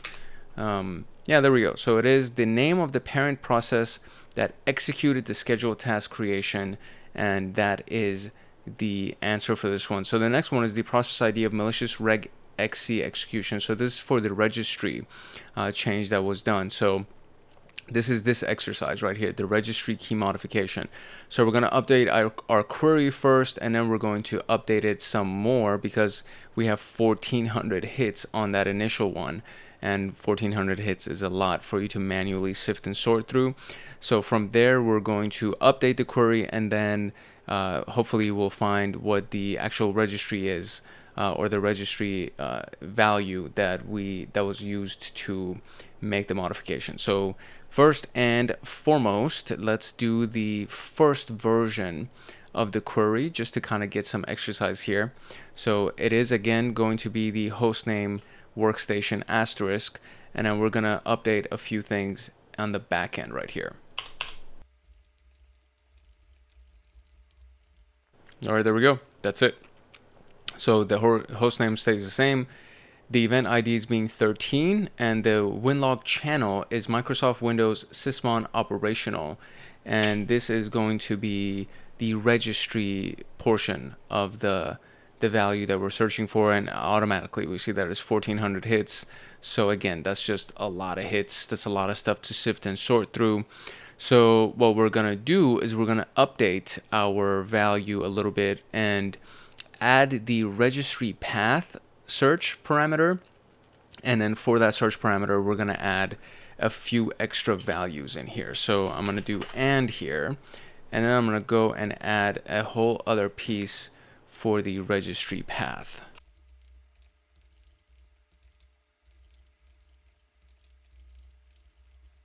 All right, so for the registry path, we're looking for 3 potential values. It's the current version run, current version explorer user, or current version explorer shell. Those are the 3 values that we're going to use as a modifier for our query, and it should bring it down. There we go. Okay, we got now 12 hits instead of you getting 1400 hits. So that's nice. That's very valuable to us. So what are the fields you think that would be useful here? So we have the winlog computer name, the username. We're going to have our, let's see, I'm going to change some of these things to the ones that they gave me. And then from there, hopefully I'll be able to find some other columns that would be useful to us. So these 2 stay from the last one. I'm going to add a few other ones. All right, so that's what I got so far. Let's see if we can find any other values that would be useful to us that we can kind of search for here. Okay, so since we're actually looking for the command line value, what I'm going to do is I'm going to add the 2 command line values that we have as well. So it's the process command line, and then it's going to be the process parent command line as well, and that will give us a few extra fields to look at in this particular case. And from our 12 hits, let's see if there's anything that stands out that is specific to the question, which is the process ID of the malicious regex execution, and what's the command line for that. So the malicious regex execution and the command line for it. Okay, so all of these processes here, there is one, literally one, that is the regex right here. That is the execution for it. And so the piece that I'm looking for in this particular case would be the command line for that. So let's see here. Okay, and we opened up our command line, and we see a few things that might be of interest. So the process name over here is the PowerShell process, and then you go down a little bit, and then you see you got the regex process, and or not regex, excuse me, reg.executable. Regex stands for regular expressions. So based on these two, we have some commands here that have been executed, and so it's reg at HKLM software, blah blah blah blah blah blah blah. I feel like this is the one. It's either one of these two, right? So these are both commands, but this specific thing is CMD and then command, and then it gives us the full command here as well. So inside of these quotes right here. So I think this is actually the command itself, is this one long giant thing. So I'm gonna copy that bad boy, and let's go over here and drop it over here and see if this is actually the command. Very good. And so the way that we found that was inside of the surrounding document. So it was literally the one thing that actually had the reg.exe inside of the process name, and then I just opened that up and I went to the supporting documents, and inside of the supporting documents we see the command line commands that have actually been ran. So that is it for that one. So very excited about this. So let me just go back to WinLogBeat. I feel like the next task is also going to be in WinLogBeat, but that's it. We got one more, the command and control piece, and then after that we're going to be done with this room. So let's see what command and control is going to teach us. All right, command and control is essentially the very last step of getting a successful hack. And what it means, as the name kind of implies, is that, you know, you broke into the system, you now have persistence in the system, meaning that you are staying in the system. And then from there, you are commanding and controlling from a remote location. So command control is also considered to be beaconing, and there's a lot of different names for it. But it's basically when you're in and you're now acting on your overall goals and the strategy that you had and trying to get your end result, because you have command and you have control of the network and the system. This is one of the end goals. So command and control isn't the only thing that can be done as an end result. This is one of the things that can be done, and I think we're going to be hunting down for command and control in this particular case. So this is when an adversary communicates with the compromised system within a target network, and they do it remotely more often than not. And they usually direct or continuously issue remote commands to fulfill their objectives. Some of these things that can be done, or some of the ways that can be done, is doing standard network protocols like DNS, domain name system, ICMP, and HTTP or HTTPS, known cloud-based services, or encrypted custom HTTPS server. These are just some of the ways that you can communicate via your C2 server or your command and control tactic. They provide a lifeline between the attacker and the infiltrated network, enabling two-way communication for the attacker to send commands and receive data. The command and control stage is particularly critical as the attacker solidifies their control of the system, adjusting their actions based on the information obtained or getting their ultimate goal. So understanding these specific three techniques. So standard network protocols, using the DNS protocol as a communication channel via the subdomain of that domain network server, domain name service, excuse me. Known cloud-based services, so passing your traffic through web applications like Google Drive or Telegram and Discord are just known services, and these are great ways of kind of hiding yourself in plain sight, so to speak. And then you have encrypted custom HTTPS server, so using a self-hosted server with a well-groomed domain passing encrypted traffic. So that's a more advanced tactic, I would say, compared to using Google, for example, Google Drive or like Discord. So in determining the network traffic, it's essential to understand the purpose of the traffic based on the content, frequency, and the direction. So egress traffic may indicate suspicious file uploads or connections to a C2 server. Egress meaning it's going out. Ingress traffic may indicate intrusion attempts from external sources. So that's traffic coming in. Egress is going out.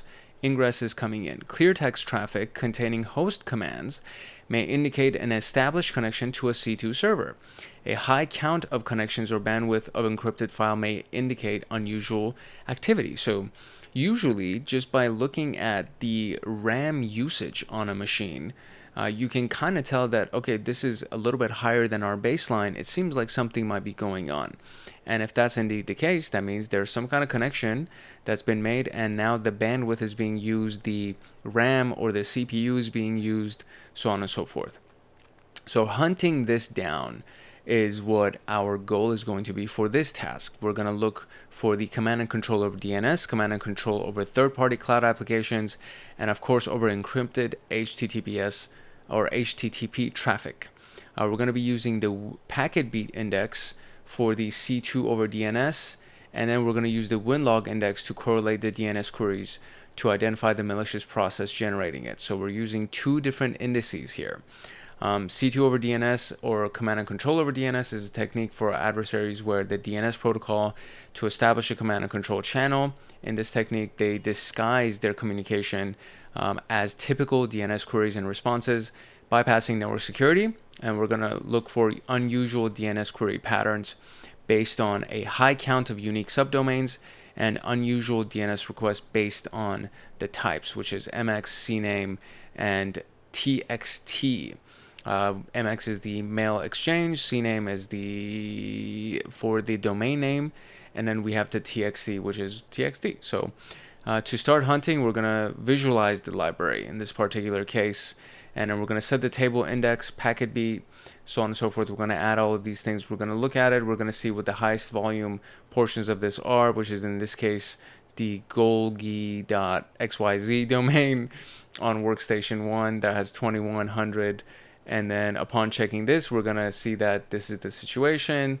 And we're going to understand this by going into the Discover tab by looking forward. So I'm actually going to just skip to the Discover tab because this is it's been given to us and they showed this to us. So we've done the visualization a few times in this video already. So I'm just going to kind of skip over this part. If you want to know how to set the table index to this and set your rows and the metrics and all that stuff, you can just go look at the start of this video.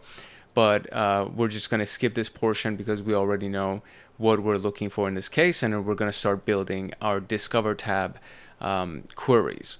And so from here, we should be able to get the rest of the information that we need.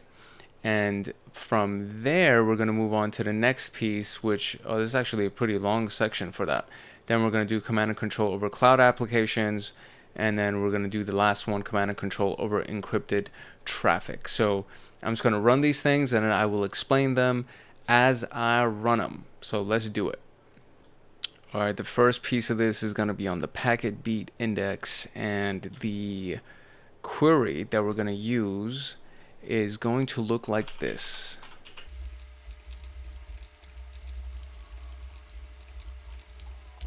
There we go. So this is what we got so far. It says the network protocol is DNS, and it's not DNS question name ARPA, and the DNS question registered domain golgi.xyz, I think I pronounced it, and hostname workstation 1.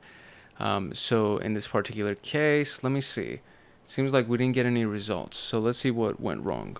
Okay, so it was the date. It's always the date. So usually what happens when I click on view the supporting documents, it resets the date and basically everything else when I come back to Discover. So that was our issue. The query itself is perfectly fine. So that's all good. So now we have 2200 results as such. And one of the big things that we're going to be looking for in this particular case, it seems, is we're looking for the query. So let's actually look at the questions that we need to answer just so I can understand what I'm looking for here. So it says, what's the link downloaded using PowerShell to establish the C2 over DNS? And the hint is find the parent process of nslookup.exe to discover the PowerShell command that's executed. So the parent process of nslookup.exe is what we're going to be looking for. And let's see the overall process, the instructions at the very least. We're going to try to kind of follow along those instructions just to see what we're going to get. So packet beat was the first piece that we're going to do. And whoops, we're actually all the way up here. So this is where we're supposed to be. So we have the network protocol, all this is not, this is the first part. Okay, so when we add the query column here, we see that out of these things, we have a lot of this stuff that's going to something that ends with golgi.exe. So there's all these subdomains that are attached to it, and they're very randomized subdomains. They don't look like normal subdomains, and it's all going to the golgi.xyz domain, etc., etc.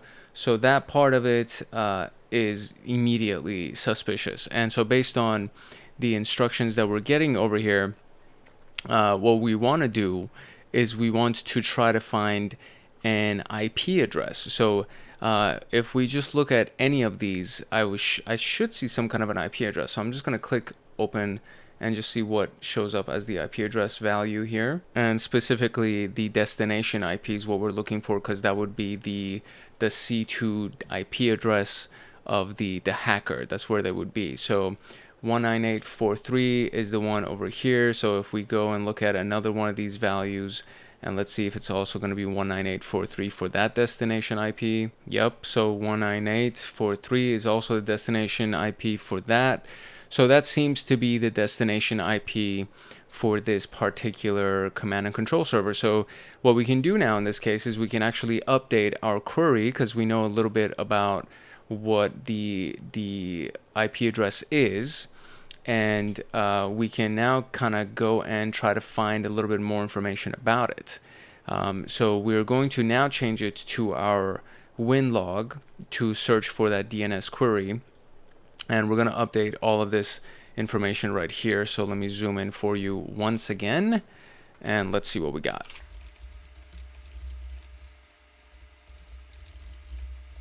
Okay, so there we go. The host name is going to be workstation1 * because we know it has to do with that. The destination IP is that, and the destination port, since it's DNS, is going to be that particular piece. So far, we seem to be good in that regard. So let's see, we have 3,800 hits in this particular case. So still a good amount of stuff. So, but we need to kind of hone in. We need to narrow all of these results down to see what is actually applicable to us. So I'm going to do all of the fields that they've recommended, and then see if there's anything else that would be very relevant to this particular set of questions that we need.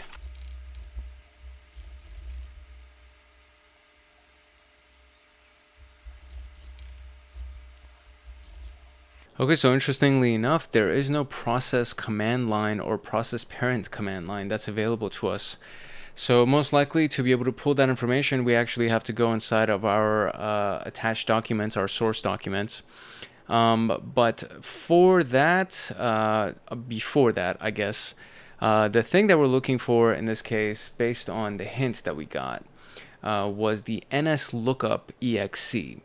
And nslookup is something that's done to get us information about the DNS values of any domain, and with that we can get more information about potential IP addresses, locations, services, and so on and so forth. So it says the surrounding documents have been provided the command line arguments executing nslookup. Based on its values, the suspicion of C2 server is definitely confirmed. Following a threat hunter, the next step is to identify the events generated by the parent process that established over DNS, and backtrack and try to find the information. So what we got over here, let's see, it says, what is the link downloaded using PowerShell to establish the C2 over DNS? And then we're going to be looking for NSLOOKUP as the parent process. So let's go over here, and we see, obviously, process name, NSLOOKUP.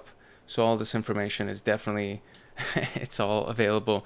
So the piece that I'm looking for is the domain, right? So the actual HTTP domain of this. So let's see, it's going to be inside of our source documents from what I understand, right? So I think any of the links should actually work. So let me see what would work in this particular case. Okay, cool. So it actually shows us all of this in a new tab. So I actually, instead of, oh no, did I do it again? What did I do? Oh no, right here. Sorry. I'm going in my browser tab. So inside of the Firefox browser, usually when I click on this, it opens it in the same exact tab, and I just right clicked it and I opened it in a new tab, and it seems like it's still showing me all the information I need. So there's 3 pieces right here attached to nslookup.exe, and what we're looking for is the specific URL value. So let's see if we just scroll through it, we might be able to find that URL value.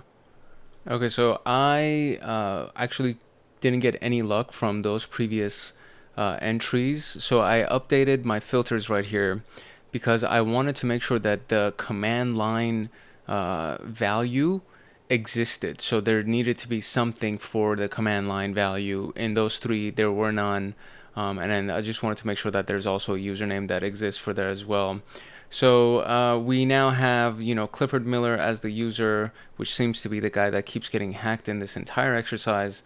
And NSLOOKUP is our specific piece right here. So hopefully now we can actually go and try to find the command line value of this thing that will show us, hopefully, the arguments that we're looking for, and then maybe even there we go, this did not exist in those 3 original ones that I found. So we have the argument here, and then we have inside of it a few domain names. So we can see that there are a few pieces right here. So I think it's the raw GitHub user content and it ends at the PS1 right here, which is a PowerShell script. So I want to say this is actually the value that we're looking for. So let's go here and let's run that. Oh, cool. Nice.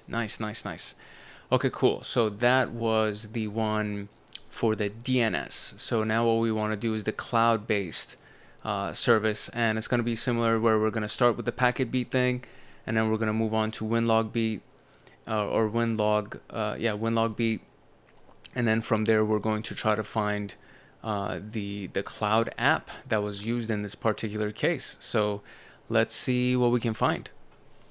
Okay, for the cloud-based one, they do go through the visualization table one more time, and this was the visualization table from the very last exercise that we just did, except now in this one, instead of going from the descending, I guess, from the largest to the smallest value, we're going to go ascending from the smallest to the largest value. And in this particular case, it says remove the unique subdomain metric and sort the count in ascending. With this, we can see cloud application domains that do not, workstations do not commonly access. And one of them is discord.gg, Xbox Live. I love this. So workstation 1, Discord.gg, is a cloud-based service. As we already established, that this is something that we need to kind of be on the lookout for and make sure that they're not doing anything shady in this particular case. So this is where the intel starts. And now what we can do is we can pivot to the winlog beat. So that's basically all we needed to do on the packet log portion, the packet beat portion. We are going to go to the winlog portion and start doing some queries and discoveries. And in this particular case, since we're looking for Discord.gg and we know that it's workstation 1, the initial query is going to be very simple. So I'm going to close this piece right here, and look at that, beautiful, everything's already here. So that's super freaking useful. Okay, so let's see here. Stays at workstation 1, and we're going to look for discord.gg in any string. So you just do a asterisk at the start and you do asterisk at the end, and we only have 4 hits, so not much for us to sift and sort through. So it says, based on the results, it can be seen that the connections going to Discord are initiated by the temp installer. So installer.exe is the process name right here, and we can definitely see that. So we can investigate further by hunting all the processes spawned by that using the updated query. So what we're going to do is we're going to update our query. In order to be able to update it, we actually have to find the specific path for that process executable. So for this specific executable, we need to find that path. And so if you just break this down, and this is kind of something that we can figure out because they just give us the directions straight up and they're like, yeah, just go add these values. But if you see inside of any of these packets, if we just open these events up, this is the value or the key specifically, and then the key has this value, and this is going to be the one that we're going to be looking for. So we want the process.executable to be one of the things that we look for. So if we actually just add that as one of our available fields and we go through our results, we'll see that now this is actually going to show the path of this, right? So look, you have the process executable path at the end of this, and then so there's 3 of them that have the installer.exe. So now we can update our query, right? So they just give us, they spoon feed a lot of these queries to us, but to know where that information came from is very useful to you as an analyst, as a threat hunter. So what we're going to do is we're going to modify our query, and first and foremost we're going to use an event log ID of 1. So winlog event ID 1, and we want the process parent executable. If I can do this, I thought that I could do the autofill, but I guess that's the way to do it. We want that process parent executable to be this path that we have for our installer. So Windows temp installer.exe. That would be it. And we're going to hit enter on this thing. And so now we have some more things to notice here. So we have 23 hits in this particular case. And we do notice a few extra things. So we have the host name. We want the command line if we can find it. The process executable, which I got. I'm going to leave the PID because that seems to be useful in all scenarios. So I'm going to, let's see, I'm going to remove the process name. I'll remove the username in this case. Based on what they are providing to us, we want the parent command line. So process parent command line is going to be added. And then we also want the executable, the process command line itself. So we'll do command line process right here. So we'll add both the process command line, we have the process parent command line, we have the host name, we have the winlog process ID. And so now we have a nice series of data points that we can use from. So looking at this, it seems that the installer.exe has executed multiple CMD commands confirming the suspicion of the C2 over Discord. So following the threat hunter mindset, we need to find the answer to our question. And in this particular case, so let me see what I can find here. What is the question? It says, after investigating the Discord events, what command is used to download the malicious dev.py Python script? So we're looking for dev.py. That should be fairly simple. So let's see if we can find it. And there it is. I believe that's going to be the command. So cmd python 3 dev.py. I think this is actually the one that runs it. So we need to find the one that downloads that. So let me see if I can find the one that downloads it. I believe this is the one that downloads it. I think that's the one. So let's make sure that's indeed the case. Just going to highlight this whole thing, copy, and let's see if this works.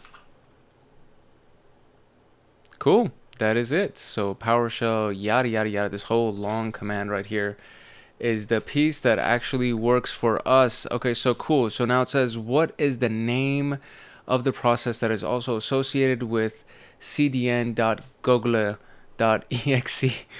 or Golga, whatever. And that is going to be the last piece of this exercise where we have the over encrypted HTTP traffic. And it starts very similar. So we're going to use this and hunt for command and control over encrypted. and then we're going to move on to winlog. So compared to the first two, this is C2 over encrypted is just a typical command and control type. The main notable thing about this is that the attackers use their own C2 domain, including custom traffic encryption. So what we're looking for is high count of HTTP traffic and high outbound HTTP bandwidth. We're going to use the visualize library again to find those high counts.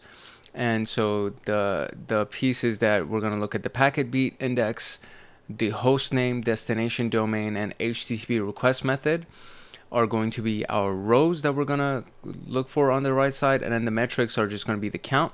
That's the metric that you want to show up. And then once you do that, you just do network protocol HTTP and network direction egress, which is the outbound.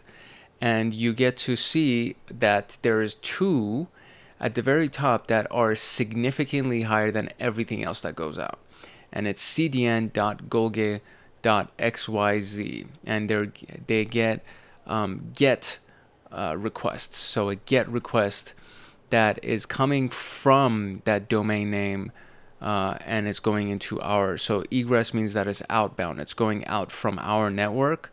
So these guys are making a get request to get the information from us. So that's what we got as far as that's concerned.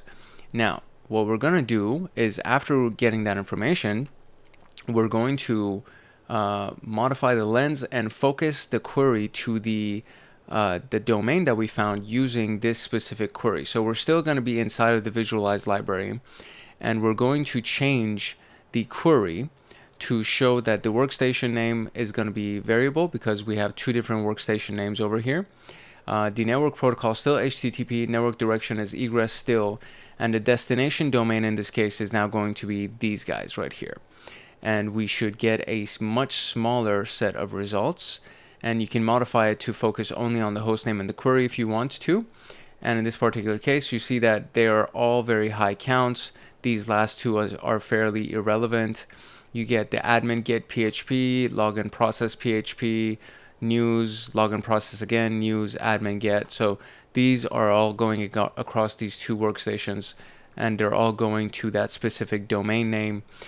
So we can now change to the winlog beat index, and we're going to be inside of the discovery or discover tab. So now that we got the visualizations and we know what domain name we're looking for and what specific direction the traffic is going, the workstations that are involved, we can now go to the winlog beat index to try to find some valuable information to be able to answer our very last question here. So let's see what that is going to look like. All right, so we got the host name as usual, and that's going to be the workstation dash asterisk, and then we want to look for this domain golge.xyz, cdn.golge.xyz, and we got 10 hits coming out of this mofo right here. And so what fields are of interest to us, because I do have a lot of fields going on here. So the host name is still going to stay here. Process ID I'm going to leave over here as well. Process name, I think it needs to be added, and the data user for the winlog event needs to be added. So let's add these fields right here. So we got process name and winlog.event data.user is over here as well. So there we go. Those are the fields that they told us to look for. And so based on this information, what do we notice here? So it says that it can be inferred that the C2 connection to this was established using a malicious PowerShell command, because we can see it right here that there's a PowerShell executable that's going on over here. So the question is, what is the name of the process that's also associated with cdn.golge.xyz? So if we look at this, so we got the name of the process. So we have PowerShell update.exe, svc host.exe, and that's basically all we got over here. So let's try a few of these. I want to say we can kind of just go through the whole thing. So I'm going to try svc host.exe. Let's see. Okay, that is not the one. We have update PowerShell svc. That's basically the three that we got. So let's try update.exe. That is the one. There you go. That was it. So, I mean, for the most part, I learned as I was recording this. So hopefully I didn't babble on too much, and hopefully I didn't stutter too much, because I definitely noticed myself stuttering at certain points, and I had to actually re-record certain pieces because I was just like, man, I'm fumbling over my words. But I was learning as I was trying to decipher everything that they were teaching us, and hopefully I was articulating it well enough so that you understand what was going on as well. But for the most part, they gave us good enough instructions that we could come to our conclusion and find the answers to these questions. So hopefully you actually found that useful and you were able to follow along with this room, because again, this is one of the free rooms as well. So I do encourage you to go create for yourself a free account with TryHackMe, and then go through these exercises and get a really good hang of the information that we got over here. In conclusion, these are all the things that we talked about today. So we talked about the initial access tactic and the various hunting methodologies that goes into that. So patterns of numerous failed login attempts, intrusion attempts on web apps, potential code execution, looking for unusual file downloads, all subsequent events after the successful intrusion attempt. And then you have the execution portion of this, which is excessive usage of CMD and PowerShell exe. So if you see that there's a lot of usage of this, that means they're trying to execute something. Misuse legitimate operating system binaries and scripts, which is the LOL BAS that you would be looking for, and the subsequent execution of those. Potential abuse of installed programming tools like Python. Utilize the parent-child relationship and process to connect associated events. And then you have defense evasion, looking for attempts to disable security software, keep an eye out for log deletion events, process injection, and these two go hand in hand, right? So the execution and defense evasion usually go hand in hand, so you can look for those simultaneously. Persistence means that they're already in the system, so they're trying to either use scheduled tasks to try to get persistence or reverse shells. They're doing suspicious registry modifications, or all persistence back to their parent process. And of course, command and control, meaning they already have that connection with you. They persisted, and now they are either exporting data, exfiltrating data, or they're spying on certain things. They're launching certain processes. So outgoing connections to cloud services like Discord, or a high count of unique subdomains on one single domain. And those subdomains that you saw, those like really long randomized characters, followed by the geogolgi.xyz domain. So all of that information is very useful to try to find somebody that has a command and control server or a C2 connection to your specific device, So this list generalizes the usual process, right? So intrusion into external assets through deceptive tactics, triggering the initial payload chains, multiple ways to execute commands, including evasion of various security controls, implanting persistence on compromised assets, and establishing a reliable channel for command and control. This is really, honestly, like fairly general. So this was not super detailed. We didn't go into a lot of deep dives.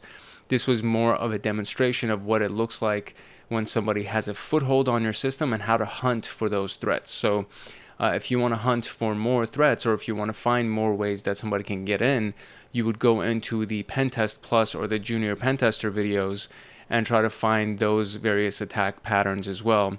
And that'll give you a good idea of what we did over here and why this was important. And then how to be a kind of doing the threat hunting mindset, being the attacker or emulating the attacker and trying to find them and traces of their activity. So hunting can commence at any phase of the attack, as you just saw. And this was fairly in the early steps of an attacker. So we're going to be going through more advanced threat hunting as we go into the pivoting and the other rooms that exist in this path right here. So we literally just did foothold, and there's pivoting, there's endgame, and these are more advanced in the attack vector and the process of an attack. So they've already gained a foothold is what we just did, and now they're going to be pivoting and they're trying to reach their endgame, and we need to find them in those processes as well. All right, I hope you found this video useful, and I really hope that you actually launched this room, since it's a free room, and you followed along with me. And if you have any questions, please drop them in the comment section below, because this was a little bit more of a complex topic, and I was learning as I was going through it. So if I didn't explain something well, or if you just have certain questions about certain parts of this room, please do not hesitate to ask. If you want to find more videos like this one, or if you want to be updated when new videos come out, I do encourage you to like, subscribe, and turn on that notification bell so that you get notified the next time that a video comes out. And of course, if you have any questions, drop a comment below. If you just want to say hi, drop a comment below. If you want to say thanks, all that good stuff. And if you have a really good question, then I'll create a video as a response to your question. And that's becoming more and more of a pattern with our community, and a lot of people are actually dropping requests inside of our comment section. So it's a very live comment section, and this is actually like one of the best things I think that I've noticed inside of our communities, that like people really aren't shy to ask for new videos now, or just to say hi, or just kind of go back and forth with me. And of course, now we are big enough that we actually have trolls, and we have people that are passing on judgment and criticizing and all that stuff. So you know, if you're not big enough, then you won't get trolls, but when you get big enough, you start getting trolls. And I think this channel has gotten big enough, so now we're getting criticisms and we're getting trolls coming in. So that's been a very interesting experience that I've gone through so far. But definitely like the channel, subscribe, turn on notification bell, drop a comment, say hi, ask a question, all that good stuff. And of course, check out the Hackaholics Anonymous membership community, because this is going to be the premier YouTube community for security professionals and hackers. I promise you, I will do everything that I can to make sure that it is that way. I am currently, as this video is finishing, I am creating the manual for PenTest, so that people can have this like full document that outlines everything for pen testing, and that's only going to be available to our Hackaholics Anonymous members. And then there's of course, you know, Python automations that we give away every single month, and there's members only content, and there's the Discord chat, and there's discount on merchandise. There's a lot of perks that gets attached to these memberships. So definitely go to the homepage of the channel, read more about it, watch the video just so you can understand what all the perks are and what they do. And if nothing else, I would love to see you as a member of our YouTube channel, but I would very much love to see you in the Discord chats and as a member of our Hackaholics Anonymous community as well. It's your boy Hank Hackerson at Hank Hacks Hackers, your favorite network and system attacker / protector. Love, peace, and chicken grease. If no one else loves you, Hank loves you. Hope you enjoyed this one. Hope you got value from it. I will see you in the next one. Later.